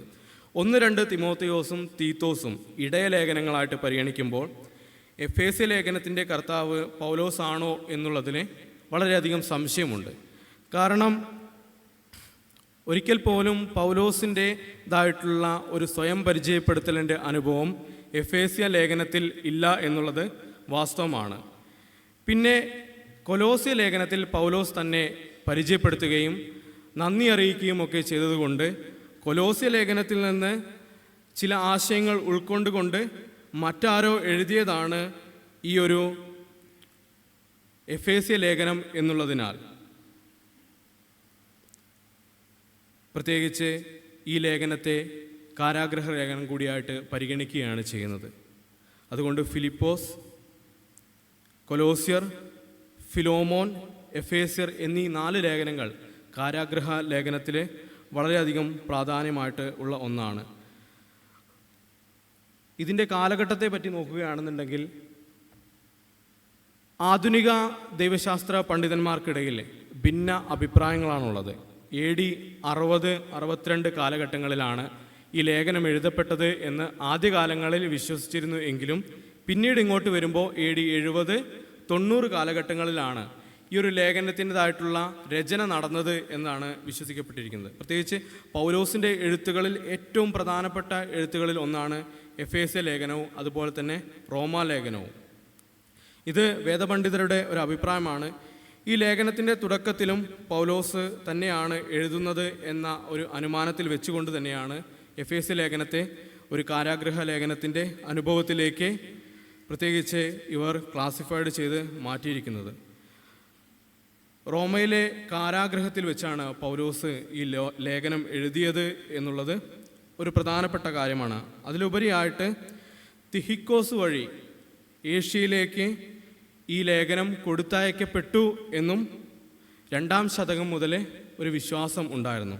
എന്നാൽ 19-ാം ശതകത്തിന് ശേഷമാണ് ഈ ഒരു ലേഖനത്തിൻ്റെ കാലഘട്ടത്തെ പറ്റിയും എഴുത്തുകാരനെ പറ്റിയിട്ടും ഭിന്ന അഭിപ്രായങ്ങൾ, വ്യത്യസ്തമായ അഭിപ്രായങ്ങളും പൗലോസ് തന്നെയാണോ എഴുതിയത് അതോ പൗലോസിനെ പോലെ ഒരാൾ ജീവിച്ചിരുന്നോ എന്ന തരത്തിലൊക്കെ ഉള്ള ആശയങ്ങളുമൊക്കെ ഉണ്ടായിട്ടുള്ളത്.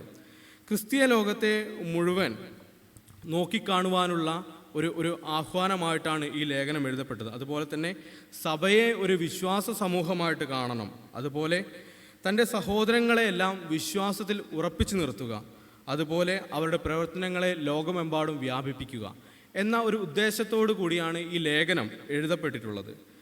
സാഹോദര്യത്തിൻ്റെ ഐക്യത നിലനിൽക്കുവാനുള്ള വലിയൊരു ആഹ്വാനം മാത്രമല്ല, സൃഷ്ടി മുഴുവനും ദൈവത്തിൻ്റെ പ്രതിച്ഛായയിലും ദൈവത്തിൻ്റെതായിട്ടുള്ള സ്വരൂപത്തിലുമാണ് സൃഷ്ടിക്കപ്പെട്ടിരിക്കുന്നത് എന്ന വലിയ ഒരു ആശയമാണ് ഈ ലേഖനത്തിൽ ഉടനീളം വ്യാപിച്ചു കാണുന്നത്. എല്ലാ സൃഷ്ടിയും ദൈവത്തിൻ്റേതായിട്ടുള്ള സ്വരൂപത്തിൽ ദൈവത്തിൻ്റേതായിട്ടുള്ള ഒരു അനുഗ്രഹത്താൽ ഉണ്ടാക്കപ്പെട്ടതിനാൽ എല്ലാ സൃഷ്ടിക്കും പ്രാധാന്യമുണ്ട് എന്നുള്ളതാണ്. അതുകൊണ്ട് മനുഷ്യർ മാത്രം ഒരു പ്രത്യേക സൃഷ്ടിയല്ല, മനുഷ്യർ മാത്രം ഒരു പവിത്രതയാർന്ന ഒന്നല്ല, സമസൃഷ്ടികളും അതുപോലെ തന്നെ പവിത്രതയുള്ളതാണ് എന്നാണ് പൗലോസ് ഈ ലേഖനത്തിലൂടെ പ്രത്യേകമായിട്ട് ഈ ലേഖന ഉദ്ദേശമായിട്ട് എഴുതുന്നത്. അതുകൊണ്ട് അന്ന് നിലനിന്നിരുന്ന ഒരു ഉച്ചനീചത്വത്തിന് എതിരെ തന്നെയാണ് പൗലോസ് ഈ ലേഖനം എഴുതി വയ്ക്കുന്നത്. പ്രത്യേകിച്ച് യഹൂദനും പുറംജാതിയും എന്ന് പറയുന്ന രണ്ട് വിഭാഗക്കാർ. പ്രത്യേകിച്ച് മലയാള ബൈബിളിൽ അന്യജാതിക്കാർ, പുറംജാതി, വിജാതീയർ എന്നൊക്കെ ഉപയോഗിക്കുന്നുണ്ട് എങ്കിൽ പോലും ഇംഗ്ലീഷ് ബൈബിളിൽ ആദ്യകാലങ്ങളിൽ ജെൻഡൈൽസ് എന്ന പദം ഉപയോഗിച്ചിരുന്നു. ഇന്ന് അത് ഉപയോഗിക്കാതെ നോൺ ജൂ, യഹൂദരല്ലാത്തവർ എന്ന പദമാണ് ഉപയോഗിക്കുന്നത്. അത്തരത്തിൽ പദം ഉപയോഗിക്കാനുള്ള ബുദ്ധിമുട്ട് കാരണം വേദപുസ്തകത്തിൽ പോലും ഒരു വിജാതീയരെ അത്ര മോശമായി കാണേണ്ടവരല്ല എന്നുള്ള തരത്തിൽ നോൺ ജൂ, യഹൂദരല്ലാത്തവർ എന്ന രീതിയിലാണ് ഉപയോഗിച്ച് കാണുന്നത്. അതുകൊണ്ട് യഹൂദരല്ലാത്തവരെ മാത്രമല്ല, സമൂഹത്തിലെ മറ്റു സൃഷ്ടികളെ പോലും യഹൂദരെ അശുദ്ധമായിട്ട് അല്ലെങ്കിൽ അപലക്ഷണമായിട്ടൊക്കെ കണ്ടിരുന്നതിൻ്റെ ഒരു അടയാളത്തിൽ സഭയിലും ഇത്തരത്തിലുള്ള പുഴുക്കുത്തുകൾ നേരിട്ട അനുഭവത്തിൽ പൗലോസിനെ സഭയ്ക്ക് ഇത്തരത്തിലൊരു ലേഖനം എഴുതേണ്ടി വന്നു എന്നുള്ളതാണ് ഒരു യാഥാർത്ഥ്യം. പൗലോസിൻ്റെ മിഷൻ പ്രവർത്തനങ്ങളിൽ ഉടനീളം കാണുന്നത് യഹൂദരും വിജാതീയരും തമ്മിലുള്ള ഒരു വാഗ്വാദങ്ങളും പോരുകളുമാണ്. പ്രത്യേകിച്ച് യഹൂദനെ സംബന്ധിച്ചിടത്തോളം യഹൂദൻ ദൈവത്താൽ വിളിക്കപ്പെട്ടിട്ടുള്ള ഒരു സമൂഹത്തിൻ്റെ പ്രതിനിധികളായിട്ടുള്ള ജനങ്ങളാണ്. അവർ പരിച്ഛേദനയേറ്റവരാണ്. വിജാതീയരാകട്ടെ അന്നുള്ള മിസ്റ്റിക് റിലീജിയൻ, നിഗൂഢ മതങ്ങളിൽ നിന്നും യവനായ തത്വചിന്തയിൽ അധിഷ്ഠിതമായ വിശ്വാസ സമൂഹങ്ങളിൽ നിന്നുമെല്ലാം ക്രിസ്തു വിശ്വാസത്തിലേക്ക് വന്നിട്ടുള്ളവരാണ്. അപ്പോൾ വിരുന്നുകാരായി വന്നവരെ വീട്ടുകാരായി തീരുവാനായിട്ട് യഥാർത്ഥത്തിലുള്ള വീട്ടുകാർ സമ്മതിക്കില്ല എന്ന് പറഞ്ഞതുപോലെ വിജാതീയരെ സ്വീകരിക്കുവാനും ഉൾക്കൊള്ളുവാനും യഹൂദർക്ക് ചില പ്രയാസങ്ങളുണ്ടായിരുന്നു, ചില വിഷമതകളുണ്ടായിരുന്നു, പ്രത്യേകിച്ച് ജാതിയുടെ, വർണ്ണത്തിൻ്റെ ഒക്കെ ഒരു അടിസ്ഥാനത്തിൽ. അതുകൊണ്ട് ഇത്തരത്തിലുള്ള ചില വേർതിരിവുകൾ അന്നത്തെ സഭയിൽ ഉണ്ടായിരുന്നു എന്നുള്ളതാണ്. പ്രത്യേകിച്ച് ന്യായപ്രമാണം സംബന്ധിച്ച ദൈവമായിട്ടുള്ള വലിയ ഒരു ഉടമ്പടിയാണ് പരിച്ഛേദന എന്നുള്ളത് എന്ന് യഹൂദൻ വെച്ചു പോന്നിരുന്ന അവരുടെ ഏറ്റവും ഉന്നതമായിട്ടുള്ളൊരു വിശ്വാസമാണ്. ഇതുകൊണ്ട് വിജാതീയ സമൂഹത്തിൽ നിന്ന് ഈ ഒരു ആദിമ ക്രിസ്തീയ സമൂഹത്തിലേക്ക് വന്നവർക്ക് ഉറപ്പായിട്ടും പരിച്ഛേദന വേണം, എങ്കിൽ മാത്രമേ നിങ്ങളെ ക്രിസ്ത്യാനികളായിട്ട് പരിഗണിക്കൂ എന്ന വാദമൊക്കെ ഉണ്ടായതിനെ തുടർന്നാണ് പിന്നീട് പൗലോസ് പറയുന്നത് അങ്ങനെ പരിച്ഛേദന കൊണ്ട് മാത്രമല്ല ഒരുവൻ ക്രിസ്തുവിലാകുന്നത്, ഒരുവൻ ക്രിസ്തുവിലായാൽ അത് പുതിയ സൃഷ്ടിയാണ് എന്ന വാദമൊക്കെ പിന്നീട് അത് മുഖാന്തരമാണ് ഉണ്ടാകുന്നത്. അതുകൊണ്ട് യഹൂദർക്ക് ഇവരെക്കുറിച്ച് ഉണ്ടായിരുന്ന മറ്റു ചില കാര്യങ്ങൾ പറയാനുള്ളത് ഇപ്രകാരമാണ്. അവർക്ക് ഒരു മശിഹ പ്രതീക്ഷ ഇല്ലായിരുന്നു, വിശുദ്ധ സമൂഹത്തിൻ്റെ പങ്കാളികളല്ലായിരുന്നു, ദൈവത്തിൻ്റെ അനുഗ്രഹ വാഗ്ദാനത്തിൽ ഇവർക്ക് താല്പര്യമില്ലായിരുന്നു, വരുവാനുള്ള ലോകത്തെപ്പറ്റി അവർക്ക് ഒരു പ്രതീക്ഷയോ പ്രത്യാശയോ ഇല്ലായിരുന്നു. ഇതുമാത്രമല്ല, സ്വയം വെളിപ്പെടുത്തിയ ഏകദൈവത്തിൽ അവർക്ക് അറിവോ വിശ്വാസമോ ഉണ്ടായിരുന്നില്ല. ഈ കാര്യങ്ങളൊക്കെ ചൂണ്ടിക്കാണിച്ചുകൊണ്ടാണ് പുറംജാതിക്കാരായ ആളുകളെ എപ്പോഴും യഹൂദന്മാരെ സഭയിൽ നിന്ന് മാറ്റി നിർത്തിയിട്ടുള്ളത്. അതുകൊണ്ട് ഇതിനെതിരെയൊക്കെയാണ് ഈ ഒരു ലേഖനത്തിൻ്റെതായിട്ടുള്ള ഒരു അനുഭവമൊക്കെ പൗലോസ് എഴുതുന്ന അനുഭവത്തിലേക്കൊക്കെ പോയത്. ഇസ്രായേൽ പൗരതയോട് ഒരു ബന്ധമില്ലാത്ത അനുഭവം, പ്രത്യേകിച്ച് യഹൂദൻ്റെ ഒരു വല്ലാത്തൊരു കാഴ്ചപ്പാടെന്ന് പറയുന്നത് ഇപ്രകാരമായിരുന്നു. അന്യർ, വിദേശികൾ, ഇവരെ ഒരിക്കലും യഹൂദൻ സമൂഹത്തിൽ ഒരു പരിഗണന കൊടുത്തിരുന്നില്ല എന്നത് മാത്രമല്ല, ഒരു പദവിക്കും ഇവർ യോഗ്യരാക്കി തീർത്തിരുന്നില്ല. അന്ന് സമൂഹത്തിൽ ഒരുപാട് സ്ഥാനമാനങ്ങളൊക്കെ ലഭിക്കുമായിരുന്നു. മതപരമായിട്ട്, സാമ്പത്തികമായിട്ട്, സഭാകാര്യങ്ങളിൽ, രാഷ്ട്രീയ മേഖലകളിൽ, സാമൂഹിക മേഖലകളിൽ എല്ലാം ഒരുപാട് സ്ഥാനമാനങ്ങൾ ലഭിക്കുമായിരുന്നു. പക്ഷേ ഇത്തരത്തിലുള്ള അന്യരും വിദേശികളുമായിട്ടുള്ള ആളുകളെ കാണുന്നത് പോലെ വിജാതിയരെ കണ്ടുകൊണ്ട് ഒരു സ്ഥാനമാനങ്ങളും ഇവർക്ക് കൊടുത്തിരുന്നില്ല എന്ന വലിയൊരു കാര്യം അന്നത്തെ സമൂഹത്തിലുണ്ടായിരുന്നു. നമുക്കറിയാം, ഇന്ന് നമ്മൾ പറയുന്ന ഒരു കാര്യമുണ്ട്. ഓരോ പള്ളികളും അതിൻ്റെ മുകളിൽ നിന്ന് ഈ ഡ്രോണൊക്കെ വെച്ച് നോക്കുമ്പോൾ കുരിശിൻ്റെ ആകൃതിയാണെന്ന് പറയാറുണ്ട്. നിങ്ങൾ ശ്രദ്ധിച്ചിട്ടുണ്ടോ? ചില പള്ളികളൊക്കെ നോക്കുമ്പോൾ ഇന്നിപ്പോൾ അതിൻ്റെ എൻജിനീയറിംഗ് വശങ്ങളൊക്കെ വെച്ച് നോക്കിയ പള്ളികളുടെ പല ആകൃതിയിലൊക്കെ പള്ളികൾ വരുന്നുണ്ട്. പണ്ട് കുരിശിൻ്റെ ആകൃതിയിലായിരുന്നു. നമ്മുടെ ഈ പള്ളി നോക്കിക്കഴിഞ്ഞാലും ഏകദേശം ക്രോസിൻ്റെ ഒരു ആകൃതി കാണാനായിട്ട് സാധിക്കും. അല്ലെങ്കിൽ മറ്റ് ചില ഇടങ്ങളിൽ നോക്കുകയാണെങ്കിലും കുരിശിൻ്റെതായിട്ടുള്ള ആകൃതി കാണാൻ സാധിക്കും. എന്നാൽ ഈ ആകൃതിക്ക് പറയാനുള്ള ഒരു ജാതീയതയുടെ വലിയ ഒരു കാര്യമുണ്ട് എന്നുള്ളതാണ്. പ്രത്യേകിച്ച് നമ്മുടെ കേരളത്തിൻ്റെ പശ്ചാത്തലത്തിൽ, ഭാരതത്തിൻ്റെ പശ്ചാത്തലത്തിൽ, യഹൂദ പശ്ചാത്തലത്തിൽ, യഹൂദ ക്രിസ്തീയത്വത്തിൻ്റെ പശ്ചാത്തലത്തിലൊക്കെ നോക്കുകയാണെങ്കിൽ ഒരു ജാതീയതയുടെ വലിയ ഒരു അനുഭവം ഈ കുരിശിന് പറയാനുണ്ട് എന്നുള്ളതാണ്. യഹൂദ ക്രിസ്ത്യാനികൾ നേരെ വന്നിരുന്ന് ആരാധിക്കും. ഇവരെ കണ്ണിന് മുമ്പ് കാണുന്നത് പോലും അശുഭമായിട്ട് കണ്ടിരുന്ന യഹൂദർക്ക് ഇവരെ കാണാതിരിക്കാൻ വേണ്ടി മറ്റുള്ളവർക്ക് രണ്ട് സൈഡിലും വന്നു നിൽക്കാൻ വേണ്ടിയിട്ട് ചിലയിടങ്ങൾ സൃഷ്ടിച്ചിരുന്നു. ഇപ്രകാരം ഒരു ഐതിഹ്യം ഈ കുരിശാകൃതിക്ക് പിന്നിലുള്ള സഭയ്ക്ക് ഉണ്ട് എന്നുള്ളത് ഒരു വാസ്തവമാണ്. കണ്ണൂർ സെൻറ്റ് ജോൺസ് പള്ളിയിൽ നിങ്ങൾ പോയിട്ടുണ്ടെങ്കിൽ, ആ പള്ളിയുടെ ഹിസ്റ്ററിയൊക്കെ പരിശോധിച്ചിട്ടുണ്ടെങ്കിൽ അവിടെ ജാതീയതയല്ല, മറ്റൊരു കാര്യം നിങ്ങൾക്ക് കാണുവാൻ സാധിക്കും. പ്രിസണേഴ്സായിട്ടുള്ള അല്ലെങ്കിൽ കാരാഗ്രഹത്തിൽ അല്ലെങ്കിൽ ജയിൽവാസികളായിട്ടുള്ള ആളുകൾക്ക് വന്നു നിൽക്കുവാനായിട്ട് രണ്ട് സൈഡും ഇടങ്ങളുണ്ട്. അന്നത്തെ ബ്രിട്ടീഷ് കണ്ടോൺമെൻറ്റ് ഏരിയയിലുള്ള ബ്രിട്ടീഷുകാർക്ക് ആരാധിക്കുവാനായിട്ട്, പ്രാർത്ഥിക്കുവാനായിട്ട് നേരെയുള്ള ഭാഗവും. ഇങ്ങനെ പലതരത്തിലാണ് പള്ളിയുടെ ആകൃതികൾ അന്നത്തെ കാലത്ത് ഒക്കെ വിഭജിക്കപ്പെട്ടിരുന്നത്, നിശ്ചയിക്കപ്പെട്ടിരുന്നത് എന്നുള്ളതാണ്. അതുകൊണ്ട് അന്നത്തെ കാലത്ത് കുരിശ് പോലും ജാതീയതയുടെ വലിയ ഒരു കയത്തിൽ മുങ്ങിത്താന്നിരുന്നു. ആലയം പോലും അതിൽ നിന്ന് വിമുക്തി നേടാനായിട്ട് ആഗ്രഹിച്ചിരുന്ന ഒരു കാലഘട്ടമുണ്ടായിരുന്നു എന്നുള്ളത് ഈ ഒരു ലേഖനത്തെ പറ്റി വ്യാഖ്യാനിക്കുമ്പോൾ ഓർമ്മപ്പെടുത്തുവാൻ ആഗ്രഹിക്കുകയാണ്. നഗരപ്രവേശന നാളായിട്ട് നമ്മൾ ഓരോരുത്തരും കർത്താവിൻ്റെ വരവേൽപ്പിനെയൊക്കെ വളരെ ഗംഭീരമായിട്ട് ആഘോഷിക്കുമ്പോൾ ഈ നഗരപ്രവേശന നാളിൽ ക്രിസ്തുവിന് മാത്രമല്ല, ക്രിസ്തുവിനോടൊപ്പമുള്ള സമസൃഷ്ടിയായിട്ടുള്ള ഒരു ജീവന് കൂടി പ്രവേശനം ലഭിച്ചു എന്നുള്ളത് നമ്മൾ മനസ്സിലാക്കേണ്ടുന്ന കാര്യമുണ്ട്. പൗലോസ് ഈ ലേഖനത്തിൽ പറഞ്ഞു വയ്ക്കുന്ന ഒന്നാമത്തെ കാര്യവും സമസൃഷ്ടിക്കും തുല്യമായ സ്ഥാനമാണ് ഉള്ളത് എന്നുള്ളതാണ്.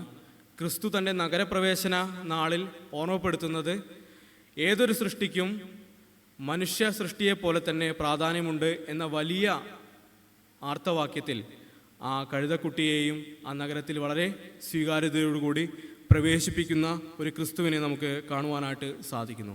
അതുകൊണ്ട് നമ്മൾ ഓരോരുത്തരുമായിരിക്കുന്ന ഈ സമൂഹത്തിൽ ഒന്നിനെയും നമ്മൾ വില കുറച്ച് കാണുവാനോ, ഒന്നിനെയും നമ്മൾ അപമാനിക്കുവാനോ, ഒന്നിനെയും നമ്മൾ നിന്ദിക്കുവാനോ പാടില്ല എന്നുള്ളതാണ്. പ്രത്യേകിച്ച് ആ ഒരു സമൂഹം എന്നുള്ളത്, ആ ഒരു സൃഷ്ടി എന്നുള്ളത് നമ്മെപ്പോലെ തന്നെ വെറും ഒരു ദൈവത്തിൻ്റെ ഛായ മാത്രമാണ് എന്ന് തിരിച്ചറിയുക.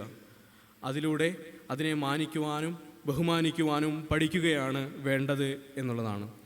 രണ്ടാമതായിട്ട് ചിന്തിക്കുമ്പോൾ ഭാരതീയ ക്രൈസ്തവ തത്വശാസ്ത്രജ്ഞരിൽ പ്രധാനപ്പെട്ട ഒരു വ്യക്തിയാണ് M.M. തോമസ് എന്ന് പറയുന്ന വ്യക്തി. നമ്മുടെ ട്രിവാൻഡ്രം ഭാഗത്ത് ആണ് അദ്ദേഹത്തിൻ്റെതായിട്ടുള്ള വസതിയൊക്കെ ഉള്ളത്. ദൈവശാസ്ത്രത്തിൻ്റെ പഠനവേളകളിൽ അവിടം സന്ദർശിക്കുവാനുമൊക്കെ സാധിച്ചിട്ടുണ്ട് എന്നുള്ളതാണ്. അദ്ദേഹത്തിൻ്റെ ഏറ്റവും പ്രാധാന്യമാർന്ന അല്ലെങ്കിൽ അദ്ദേഹം ഏറ്റവും അധികം കേന്ദ്രീകരിച്ചിട്ടുള്ള ഒരു ഭാഗം എന്ന് പറഞ്ഞത് ഹ്യൂമനൈസേഷനാണ്, മാനവികതയ്ക്കാണ് അദ്ദേഹം പ്രാധാന്യം കൊടുത്തിട്ടുള്ളത്.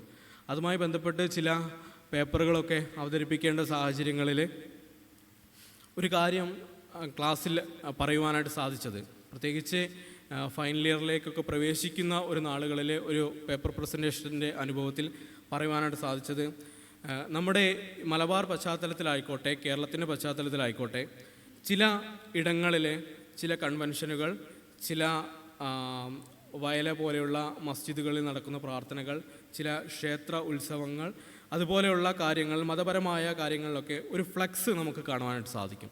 ഈ ഫ്ലക്സിൽ എഴുതിയിരിക്കുന്ന ഒരു പ്രധാനപ്പെട്ട വാക്യവും നമുക്ക് കാണാൻ സാധിക്കും. അത് ഇപ്രകാരമാണ്: മതസൗഹാർദ്ദ മീറ്റിങ്ങിലേക്ക് ഏവർക്കും സ്വാഗതം, അല്ലെങ്കിൽ മതസൗഹാർദ്ദ സംഗമത്തിലേക്ക് ഏവർക്കും സ്വാഗതം. ഇതൊരു കുഴപ്പം പിടിച്ച വാക്കല്ലേ മതസൗഹാർദ്ദം എന്ന് പറയുന്നത്.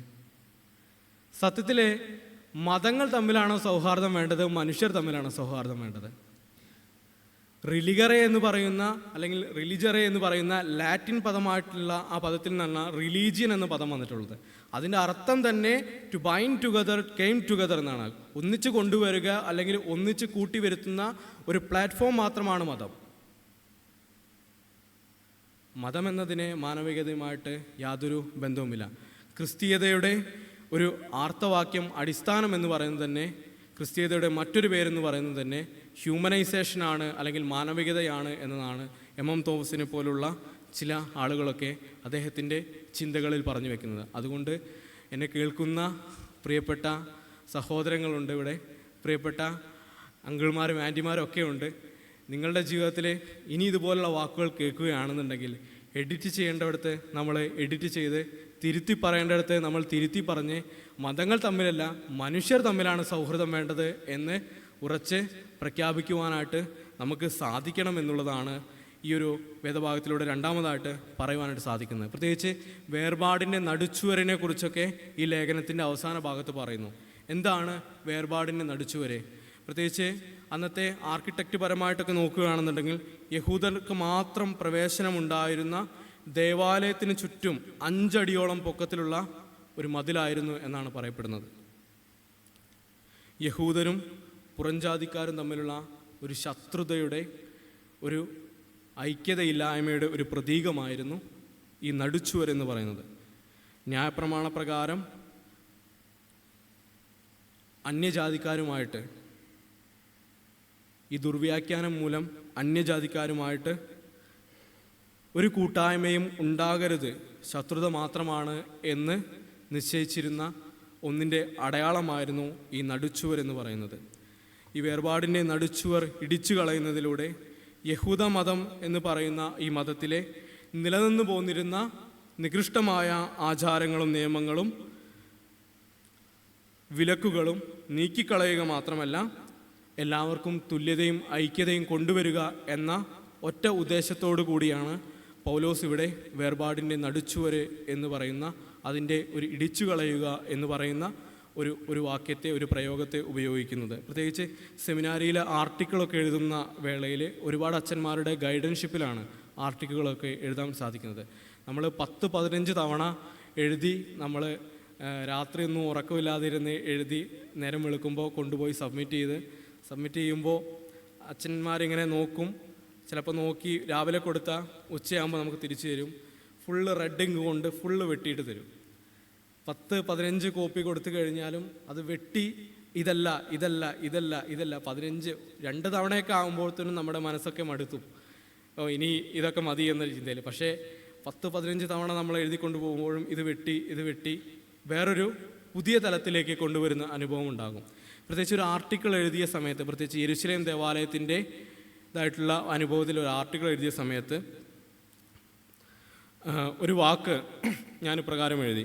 അതിങ്ങനെയാണ്: തച്ചുടയ്ക്കുന്ന ക്രിസ്തു എന്ന് എഴുതി. അച്ഛൻ കുറേയൊക്കെ വെട്ടി, കുറേയൊക്കെ തിരുത്താനുള്ള കാര്യങ്ങളൊക്കെ മെൻഷൻ ചെയ്തു. അതെല്ലാം എഡിറ്റ് ചെയ്ത് ചേർത്ത് അച്ഛനെ കൊണ്ടുവന്ന് കാണിച്ചു. ഈ തച്ചുടയ്ക്കുന്ന ക്രിസ്തുവിന് ചുറ്റും ചുവന്ന മഷിയിലൊരു വട്ടം വരച്ച് ഒരു ക്വസ്റ്റ്യൻ മാർക്ക് ഇട്ട് വെച്ചു.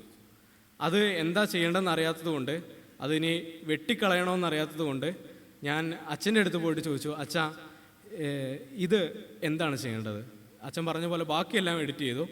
ഇതെന്താണ് ചെയ്യേണ്ടത്? ഈ റെഡിങ്കിലും വരച്ചത് എന്തോ കുഴപ്പമുണ്ടെന്ന് മനസ്സിലായി. ക്വസ്റ്റ്യൻ മാർക്ക് എന്നോട് ചോദിച്ച ചോദ്യമാണെന്ന് മനസ്സിലായി. പക്ഷേ ഞാൻ എന്താണ് ചെയ്യേണ്ടതെന്നും കൂടി ഒന്ന് പറഞ്ഞു തരണമെന്ന്. ഈ യഹൂദ പശ്ചാത്തലത്തിൽ യെരുശലേം ദേവാലയത്തിൻ്റെ സങ്കല്പത്തിലെ കർത്താവ് ചാട്ടയെടുക്കുന്ന അനുഭവമുണ്ടല്ലോ. എന്തിനാ ചാട്ടയെടുത്തതെന്ന് അറിയോ? അന്ന് പൊൻവാണിഭക്കാരൊക്കെ ഉണ്ടായിരുന്നു എന്ന് പറയുന്നു. അന്ന് മറ്റു ചില വാണിഭം നടത്തിയ ആളുകളുണ്ടായിരുന്നു എന്ന് പറയുന്നു. ഇവരൊക്കെ ഈ ദേവാലയത്തിൻ്റെ പല പ്രാന്തപ്രദേശങ്ങളിൽ സ്ഥാനം പിടിച്ച് കച്ചവടം നടത്തി, സ്വാർത്ഥ ലാഭത്തിന് വേണ്ടിയിട്ട്. പക്ഷെ ഇവർ കയ്യേറിയ ഈ ഇടങ്ങളൊക്കെ അന്നത്തെ സമൂഹത്തിലെ ഈ പുറം ജാതിയിൽ നിന്നുള്ള ആളുകളും വിജാതീയരായ ആളുകൾക്കും വന്ന് ദൈവത്തെ ആരാധിക്കുവാനുള്ള ഒരു ഇടമായിരുന്നു. ഈ ഇടത്തെ കയ്യേറിയത് കൊണ്ടാണ് ക്രിസ്തു അവിടെ മറ്റുള്ളവരുടെ ഇടത്തെ അപഹരിക്കുവാൻ നിങ്ങൾക്ക് അവകാശമില്ല എന്ന ആർത്തവാക്യത്തെ ഊന്നിക്കൊണ്ട് അവിടെ ഒരു തച്ചുടയ്ക്കുന്ന ക്രിസ്തുവായിട്ട് തീർന്നത്. അതാണ് ഞാൻ എഴുതിയത്. ആ തച്ചുടയ്ക്കുന്നത് ഒരു വട്ടമിട്ടു, ഒരു ക്വസ്റ്റ്യൻ മാർക്കും ഇട്ടു. അപ്പം അച്ഛൻ പറഞ്ഞത്, ക്രിസ്തു ഒരിക്കലും ഒന്നിനെയും തച്ചുടയ്ക്കുവാനായിട്ട് ശ്രമിക്കുന്ന ആളല്ല. മറിച്ച് ഉടച്ചു വാർക്കുവാനായിട്ടാണ് ശ്രമിച്ചത്. നിലനിന്നിരുന്ന അന്നത്തെ സമൂഹത്തിലെ നീചത്വങ്ങളെ ആകട്ടെ സംവിധാനങ്ങളെ ആകട്ടെ കർത്താവ് ഉടച്ചു വാർക്കുകയാണ് ചെയ്തത്. അന്നത്തെ സമൂഹം അവർക്ക് ചോദ്യം ചെയ്യുവാനായിട്ട് ഉള്ള ഒരു ഗഡ്സ് ഇല്ല, ഒരു പക്വതയില്ല, അവർക്ക് ആളില്ല എന്ന ബോധ്യത്തിൽ അവരുടെ സ്ഥാനം കയ്യേറിയപ്പോൾ കർത്താവ് ചെയ്തത് എന്താ? അവിടെ ഒരു ഉടച്ചു വാർക്കലുകളാണ്. അവരുടെ സ്ഥാനം അവർക്ക് തന്നെ വേണമെന്നുള്ള ഒരു ബോധ്യത്തിൽ അവിടെ ഒരു ഉടച്ചു വാർക്കലുകളാണ് അവിടെ ക്രിസ്തു സൃഷ്ടിച്ചത് എന്നുള്ളതാണ്. അതുകൊണ്ട് നമ്മളൊക്കെ ആയിരിക്കുന്ന ഒരു ജീവിതത്തിൻ്റെ സാഹചര്യങ്ങളിൽ ഇതുപോലെ വേർപാടിൻ്റെ നടുച്ചുവരുകളൊക്കെ സൃഷ്ടിക്കുന്ന അനുഭവത്തിൽ യഥാർത്ഥത്തിൽ അവിടെ ഒരു തച്ചുടക്കലല്ല, ഉടച്ചു വാർക്കലിൻ്റെ ഒരു അനുഭവത്തിൽ ഒരു പാലമൊക്കെ പണിയുക എന്നുള്ള ഒരു രീതിയാണ് നമുക്ക് വേണ്ടത്. അല്ലാതെ മതിലുകളല്ല നമുക്ക് പണിയപ്പെടേണ്ടത് പാലങ്ങളാണ്. ബന്ധങ്ങൾക്ക് കൂടുതൽ സ്വീകാര്യതയും ദൃഢതയും കൂടുതൽ ബലവും ഉറപ്പും ഒക്കെ ലഭിക്കുവാൻ പണിയപ്പെടേണ്ടത് ഉടച്ചു വാർക്കലുകളിലൂടെ പണിയപ്പെട്ട പാലങ്ങളാണ് എന്നുള്ളതാണ്. യെരുശലേം ദേവാലയത്തിലേക്ക് പ്രവേശനത്തിൽ ക്രിസ്തുവിനോടൊപ്പം മറ്റു ചിലർക്ക് കൂടി പ്രവേശനമുണ്ടായിരുന്നു. ക്രിസ്തുവിൻ്റെ ശിഷ്യന്മാർക്ക്. ക്രിസ്തു ഒരു യഹൂദനാണ്, ജൂയിഷ് ബാക്ക്ഗ്രൗണ്ട് ഉണ്ട് എന്നൊക്കെ നമുക്കറിയാം. എന്നാൽ ശിഷ്യന്മാർക്കോ?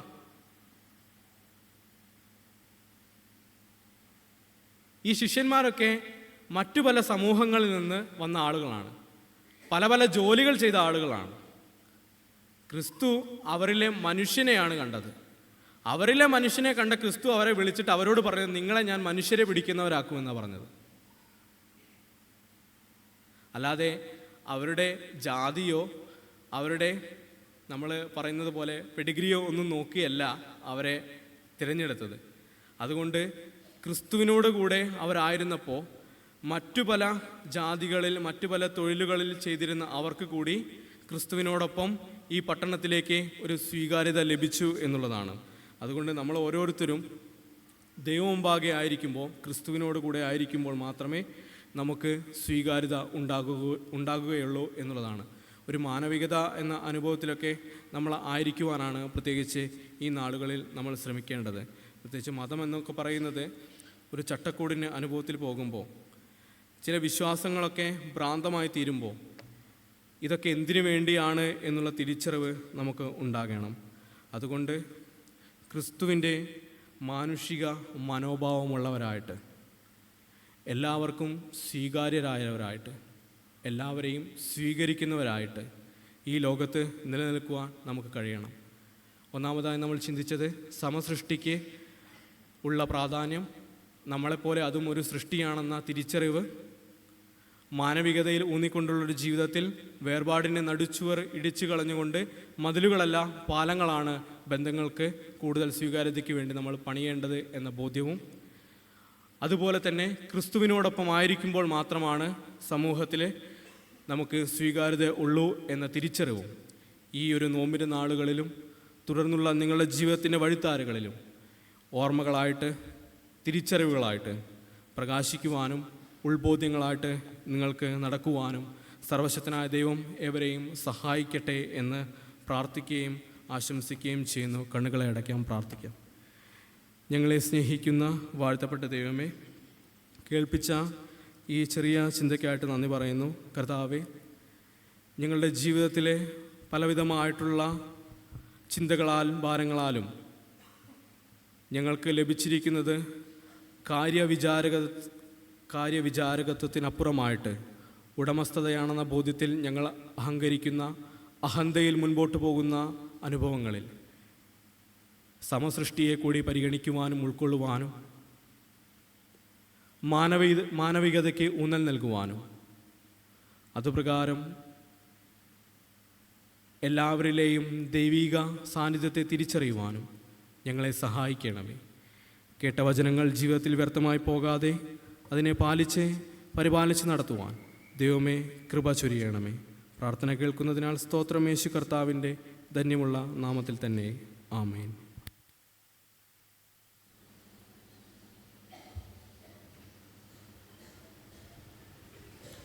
കർത്താവിൽ പ്രിയമുള്ളവരെ, ഒരു അറിവ് കൂടി അറിയിക്കട്ടെ. ഈ ദുഃഖവെള്ളിയാഴ്ച ദിവസം നമ്മുടെ ആരാധനയിൽ മൊഴികൾ പറയുന്നതിന് വേണ്ടി വരുന്നത് മിന്നു മാത്യു ആണ് ഒന്ന് വരുന്നത്. അദ്ദേഹം ബൈബിൾ സൊസൈറ്റി ഓക്സിലേറ്ററി സെക്രട്ടറി ആയിട്ട് വർക്ക് ചെയ്തിരുന്നു, ഓക്സിലറി സെക്രട്ടറി ആയിട്ട് വർക്ക് ചെയ്തിരുന്നു. എറണാകുളത്ത് നിന്നാണ് വരുന്നത്. മറ്റൊന്ന് സോളി ആണ് വരുന്നത്, കോഴിക്കോട് നിന്നും. ഈ പ്രിയപ്പെട്ടവരെല്ലാവരും പ്രാർത്ഥനയിൽ ഓർക്കുക. അതുപോലെ തന്നെ വരുന്ന ആഴ്ചയിൽ നടക്കുന്ന കഷ്ടാനുഭവ വാരത്തിലെ എല്ലാ ആരാധനകളെയും എല്ലാവരും പ്രാർത്ഥനയിൽ ഓർക്കുകയും എല്ലാവരും ഈ ആരാധനയിൽ പങ്കെടുക്കുകയും ചെയ്യണമെന്ന് ദൈവനാമത്തിൽ അറിയിക്കുന്നു. വചനം സംസാരിച്ച പ്രിയപ്പെട്ട വിപിൻ ഉപദേശിയോടുള്ള നന്ദി സ്നേഹവും ഈ സമയത്ത് ദൈവനാമത്തിൽ അറിയിക്കട്ടെ. ആരാധനയുടെ അവസാനമായി മൂന്നാം ഗീതത്തിൻ്റെ മൂന്നാമത്തെ ചരണം പാടാം. മൂന്നാം ഗീതത്തിൻ്റെ മൂന്നാമത്തെ ചരണം, പിതാ കുമാരനും ആത്മാവുമായവൻ.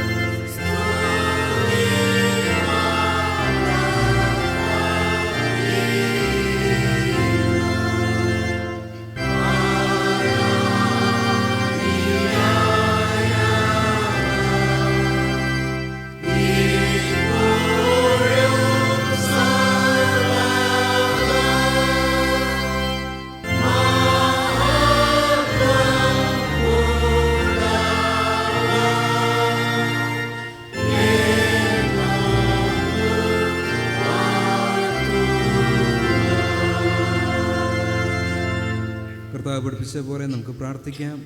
സ്രോസ്നായ പിതാവേ, ഇതിൻ്റെ നാമം സ്ഥിരീകരണമേ, ഇതിൻ്റെ രാജ്യം വരണമേ, ഇതിൻ്റെ ശുശ്രൂഷ പ്രഭൂമികരമാകണമേ, എനിക്ക് ആവശ്യമുള്ള ആഹാരത്തെ തരണമേ. നിങ്ങളെ പരീക്ഷിക്കപ്പെടാതെ രാജ്യവും ശക്തിയും മഹത്വവും എന്നേക്കും നിലപ്പെടുത്തണം. ആമേൻ. ഒടുവിലായ വിശ്വാസത്തോടു കൂടി കർത്താവിൻ്റെ ആശീർവാദം കൈക്കൊള്ളുവിൻ.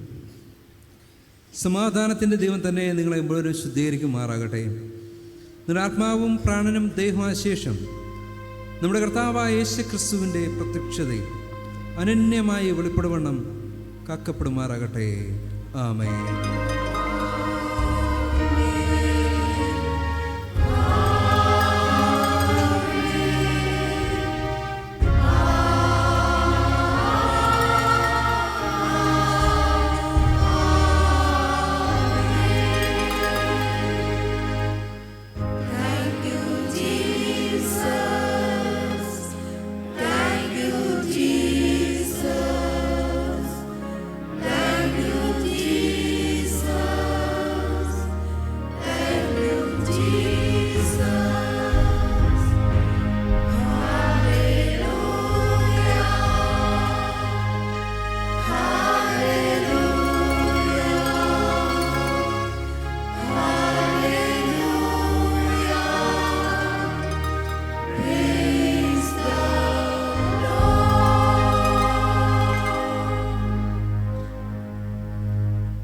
കർത്താവ് നിങ്ങളോട് കൂടെ ഇരിക്കട്ടെ.